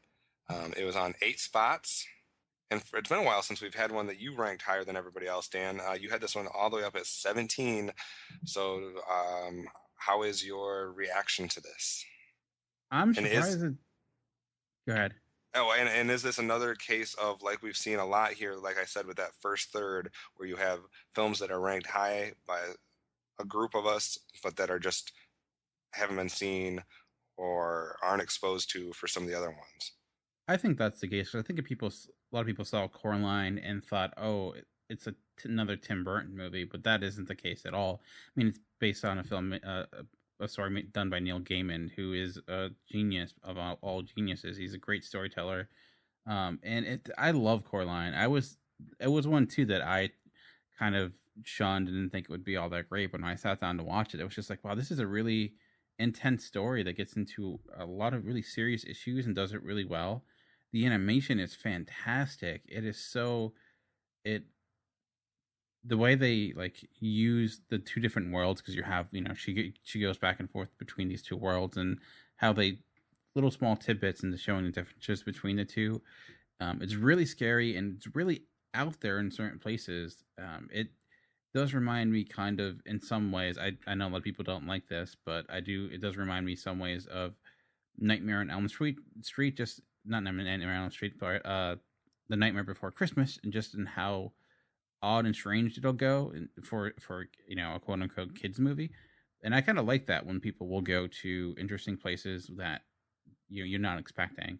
But I do. I think I love Coraline, and like you mentioned, I do think this is a case where some people may have thought, I don't want to see that, because that's like, I think it came out around the same time as Corpse Bride, and people like, oh, it's like the same thing as that, but it's not. It's the animation may look similar, but it's so much better than that. I like the Nightmare on Elm Street slip there, being that it's right around Halloween. Steve, have you seen Coraline? Yes.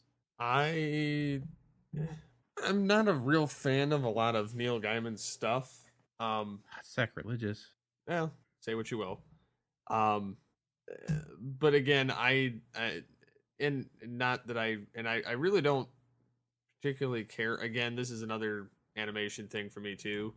But I also I just didn't care for the premise of the story. I mean, it kind of bored me. I made it through the film, and that's just one I'll probably never watch again. I mean, I don't know, something about it just I don't really care for it. So it seems like you're not really into animation that is a little more abstract. With some that is not. I'm not saying this is a bad thing. Just because I think it's fitting as we're talking about something like Coraline. Those movies that take animation in different directions and aren't necessarily, representing real life in a realistic sense, but kind of putting their spin on it. Like I mentioned, you've already talked about how you don't like, claymation that much and stuff like that. So is that the case? It's more so when it's more abstract, it's just not your cup of tea. Yeah, I mean, I guess that kind of sums it up for me. I mean, because even that even applies to, like, there's a DC Universe film that was out,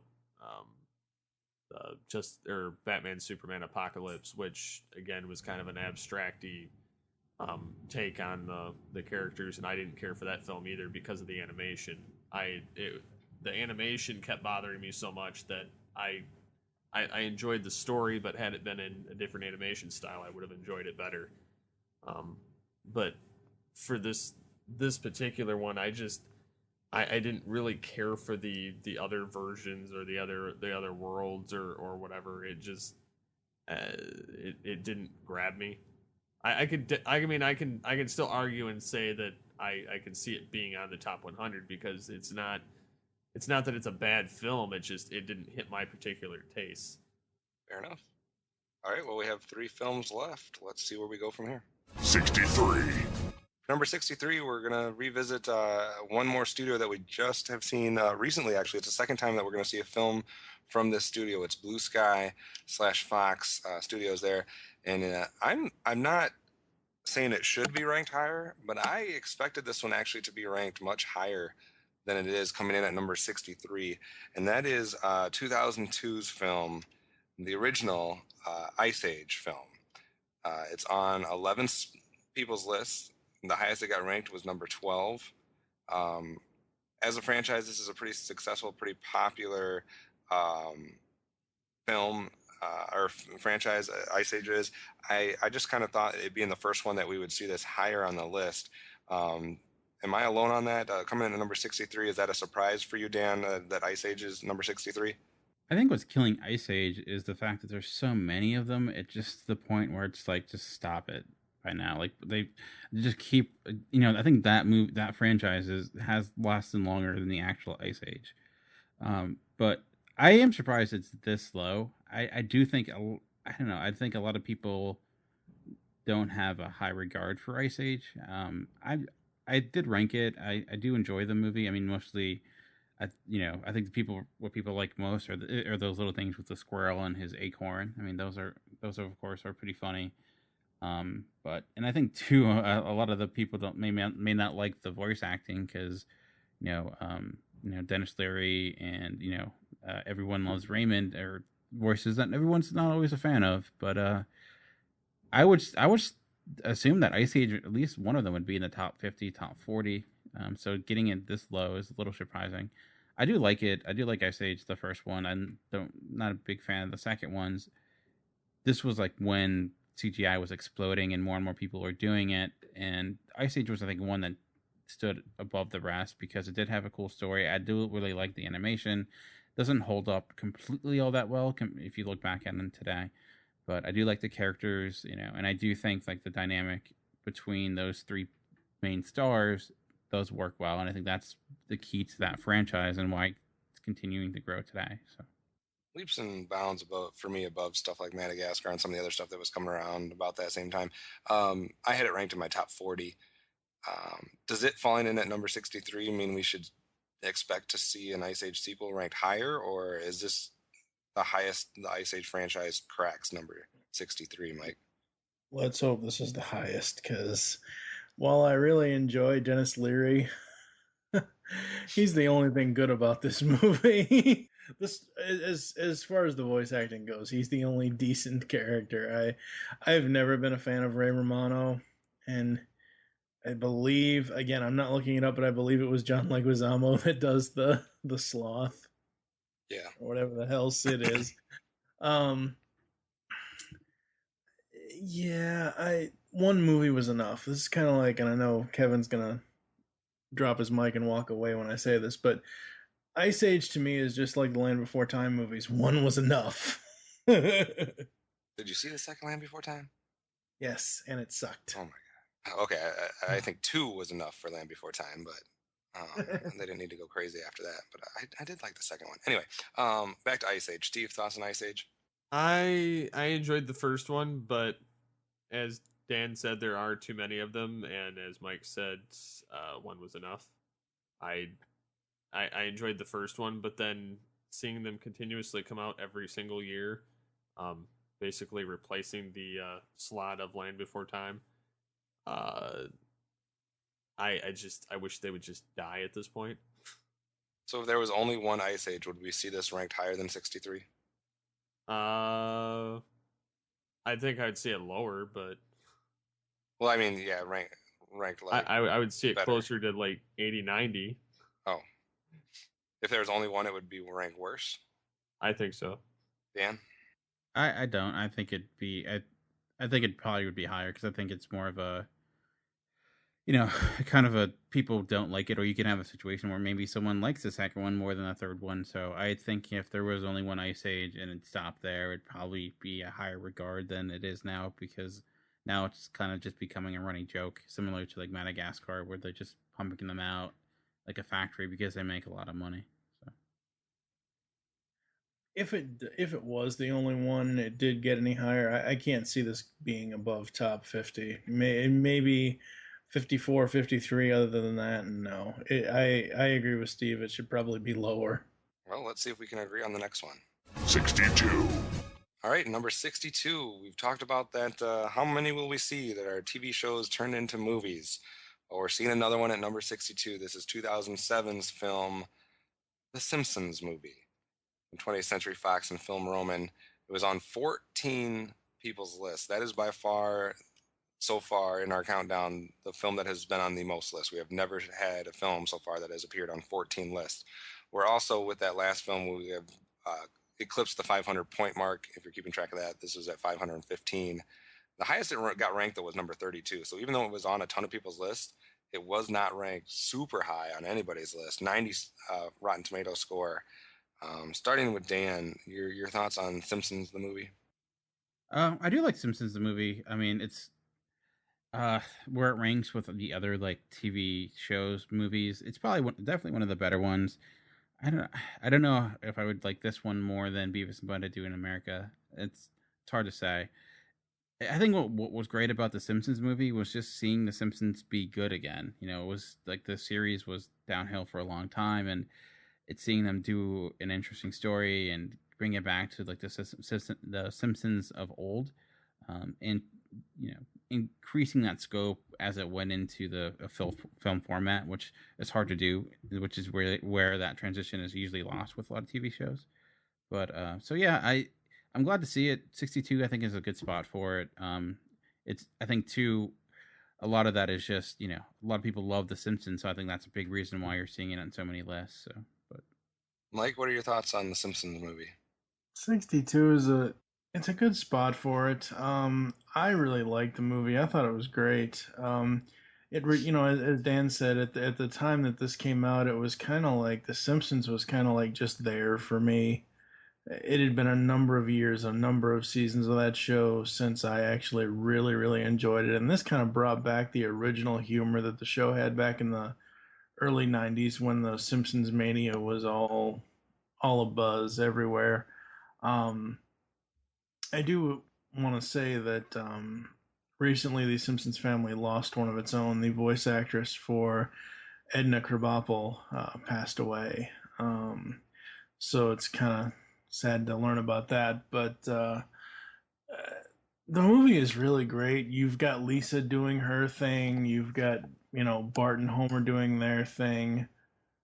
Other than being kind of the voice of reason, I have no idea what Maggie and Marge are doing in this film, at least in the beginning. I know what Marge is doing there later, as far as the whole argument between her and Homer. But yeah, I really, really love this movie, and they really need to hurry up on that sequel, because, yeah. I didn't even know there was a plan for the sequel. Well, there's a scene at the end of the movie during the credits where Maggie says sequel. It's one of her first words. And then I remember hearing Matt Groening saying something about, we promise we won't wait another 20 years before we make another one. I think it was in the commentary of it. And yeah. Interesting. Steve, any thoughts on Simpsons?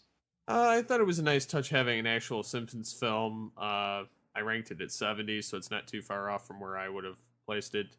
I do think that it deserves to be here, being that it's such an iconic series that's been going on for 25 years that spawned this film. It kind of leaves you stuck between a rock and a hard place, if you get my dig. But it's... I find it overall enjoyable. I like that the animation's upped a little bit more in this compared to the show, and then they try and pull everybody into the fold that's involved in the series through the 25-year continuity. Also interesting to see if you were just to take the list that it appeared on, the 14 list, and get its average ranking from that, it would come in at 60. It had a limited average of 64, so that's not far from where it hits here, number 62 on our list. Mike, you were going to say something else?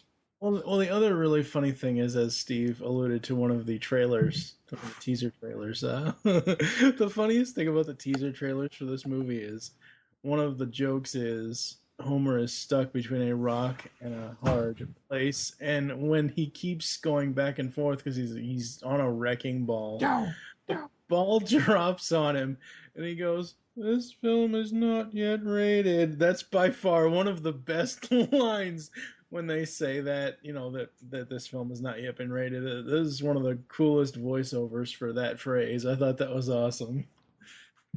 Any other thoughts before we move into our last film for this week's episode? Nope. yeah. All right, let's see what we end with. 61.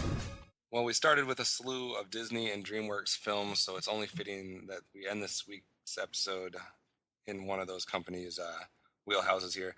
Going to the year 2000 for number 61, DreamWorks film here, and that is Chicken Run. On 12 people's lists, so outside of The Simpsons, which we just talked about, it has appeared on more lists than any other film we've talked about. The highest it got ranked was 17th for the first time in a while. It's one of my films that I had higher ranked than anyone else. Rotten Tomato score of 97, so very high on Rotten Tomatoes. I'll start with this one. I think Chicken Run is close to a masterpiece of a movie. As far as the writing, the dialogue, the plot, and everything they put in there. If there was ever a film that personifies the idea of appealing to all ages, it is definitely Chicken Run. I remember back when it came out, I had older, way older than me, aunts and uncles around Christmas time or Thanksgiving that we're talking about Chicken Run and how much they enjoyed it and how much they got all the references to older films and older classic movies and the stuff that it was doing that would appeal to that age group as well as kids who don't have any clue about those references. I did not expect to like Chicken Run as much as I did, but I think this is a wonderful movie. Maybe one of the best DreamWorks films out there. 61, I think it should be ranked a little bit better than that, but I'm just happy that it's on the countdown and represented. Dan, how do you like Chicken Run? Well, when we talked about Wallace and Gromit, I was like hinting at another claymation movie that I think it's actually better than Wallace and Gromit, and it was Chicken Run. I think Chicken Run is, like you said, an excellent film.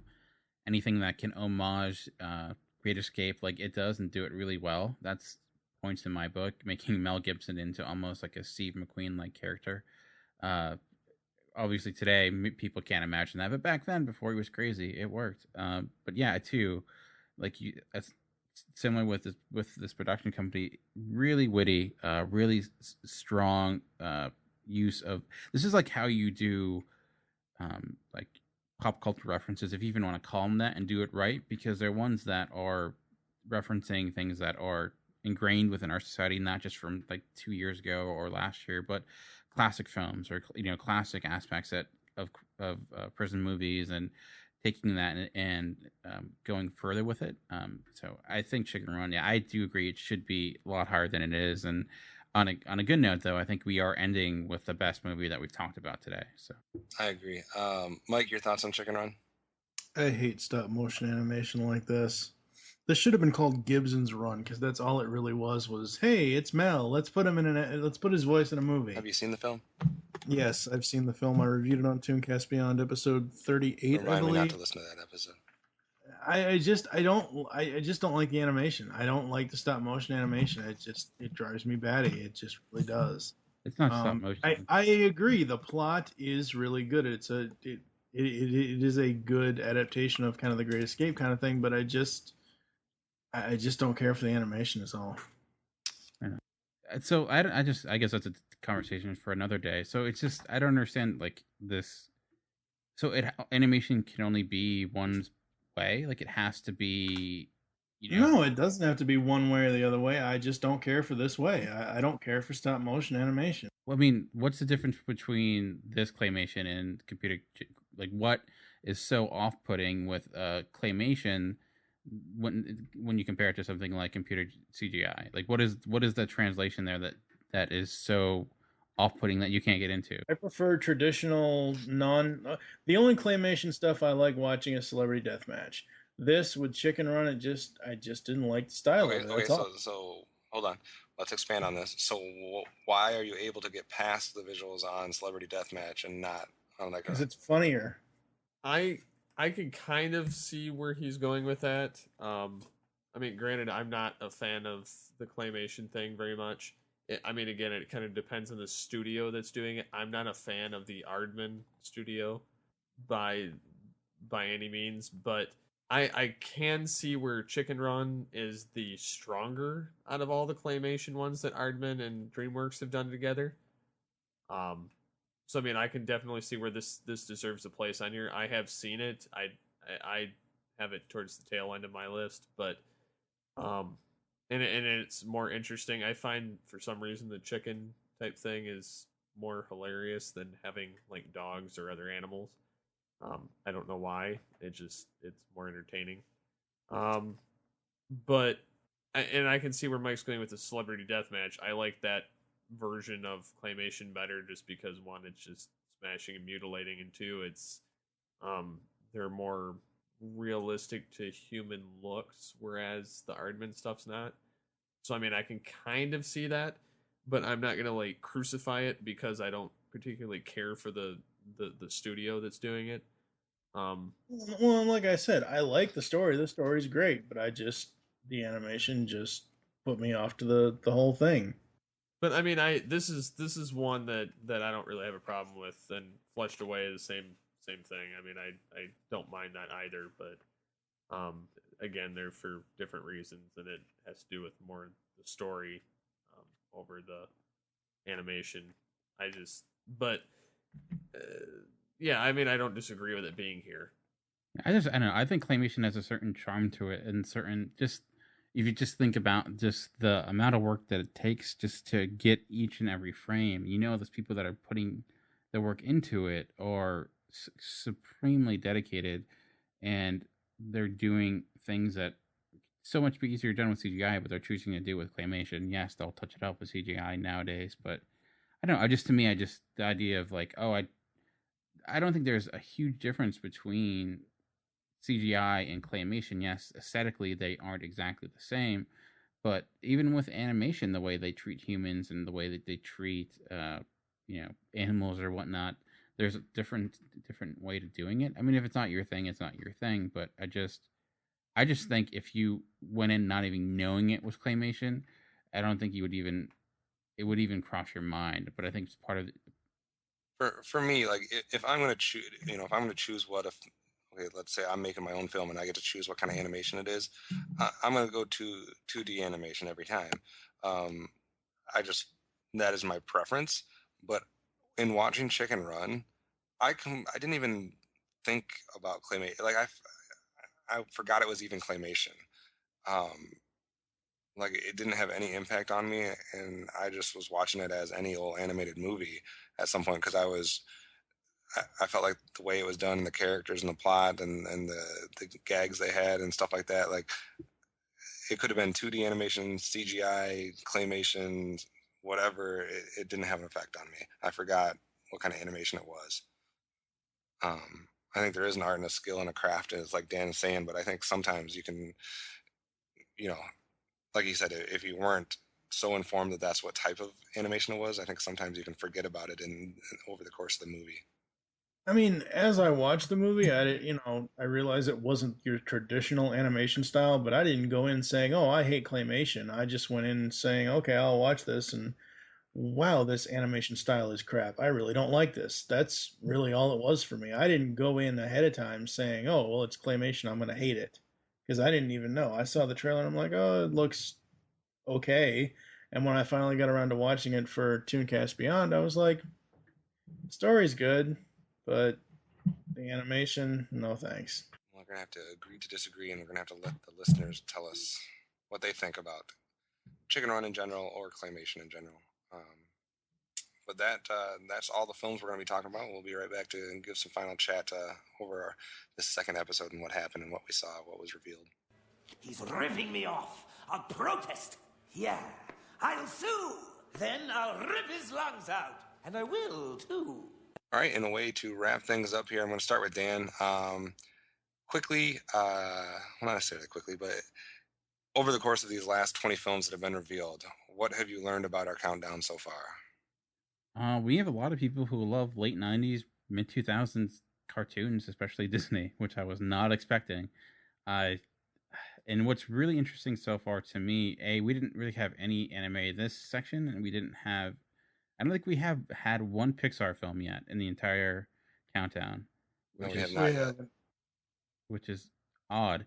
So I don't know if that means they're going to be front loaded with Pixar. I mean, that's always a possibility, but that's what I did not expect. I thought the first episode would be all the earlier, most recent stuff. So very surprised that we're seeing more and more, current stuff. So. Yeah, the trend definitely continued on modern stuff.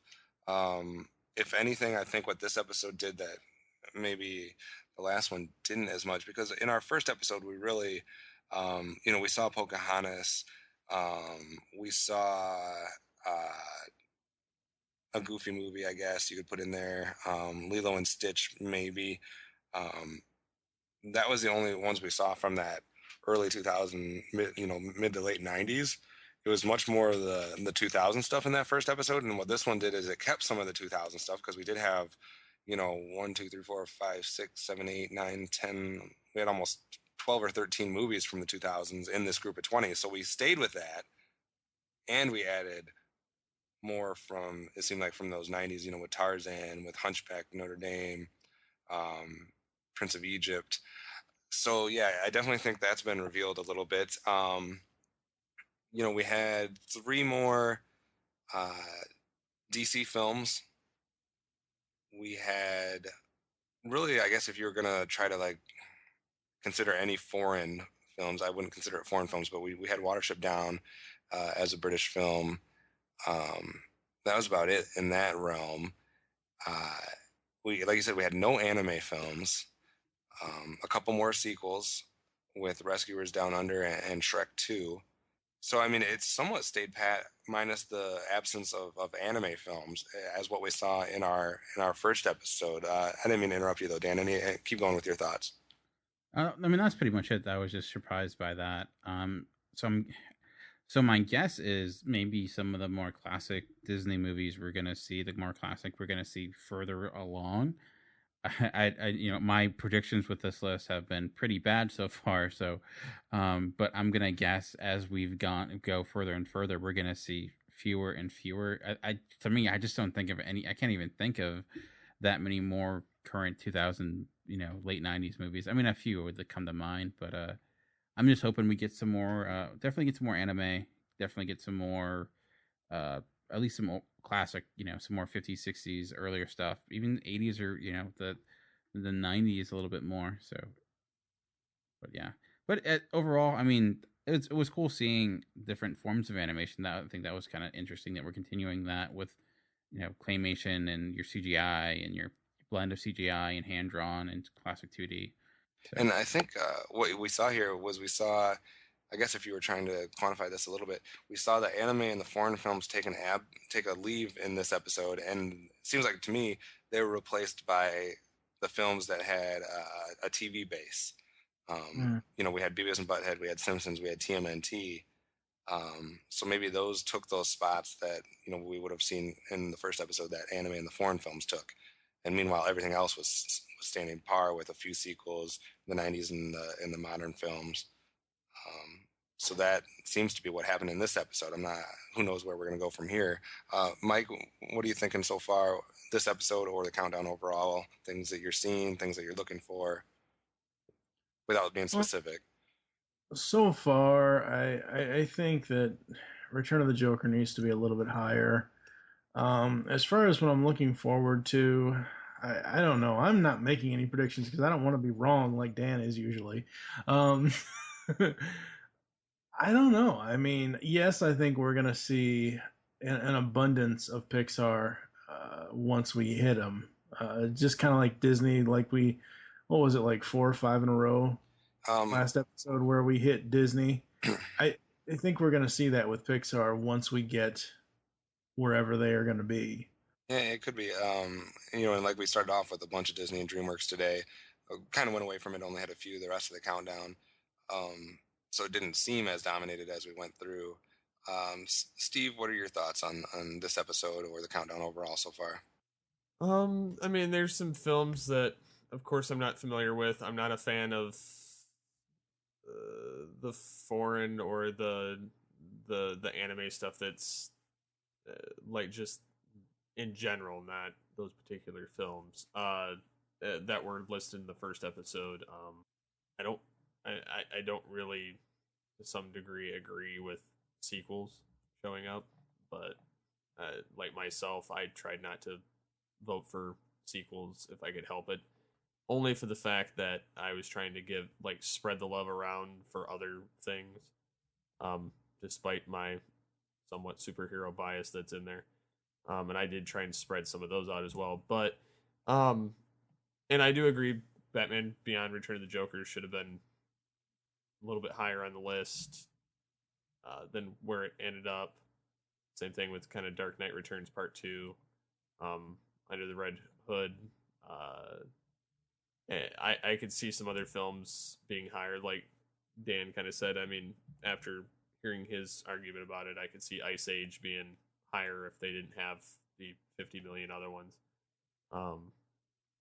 And you know, I mean, there's a lot of good films on here. It seems like so far Disney dominates. I'd say a good 2/3 of it, but I'm not disappointed overall yet so far.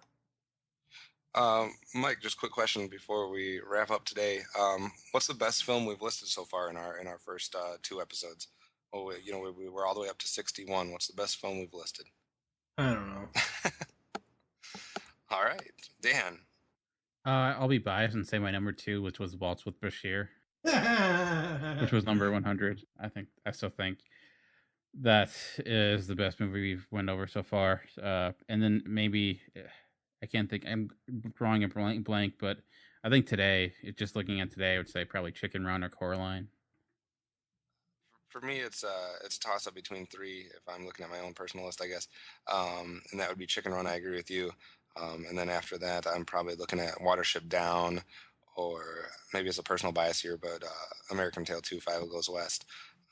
Those are probably the 3 that I look at most, that I feel like were some of the best ones we talked about. Steve, is it Return of the Joker? Is that the best one we've listed so far? In my opinion, then yes. That and Dark Knight Returns Part 2. But again, that's part of my superhero bias coming out. If I had to pick films that were not superhero related out of this list, I would pick Titan AE and Meet the Robinsons. All right. Well, that does it for this episode, Mike. I'll send it over to you. Well, there you have it. Numbers 80 to 61 of the GCRN Top 100 Animated Films Countdown. Join us next time when we will be revealing numbers 60 to 41. For now, I am TFG and Mike with Steve Megatron Phillips. And Kevin Optimus Solo. And Movie Revolt Dan. Thank you for listening. Until next time, unleash the geek in you. You've just listened to Geekcast Radio on the Geekcast Radio Network. There are several ways to get in contact with us or leave feedback for the show. First, visit the website, geekcastradio.com, where you can comment on all of our different podcasts. Second, you can rate our show and leave us feedback in iTunes.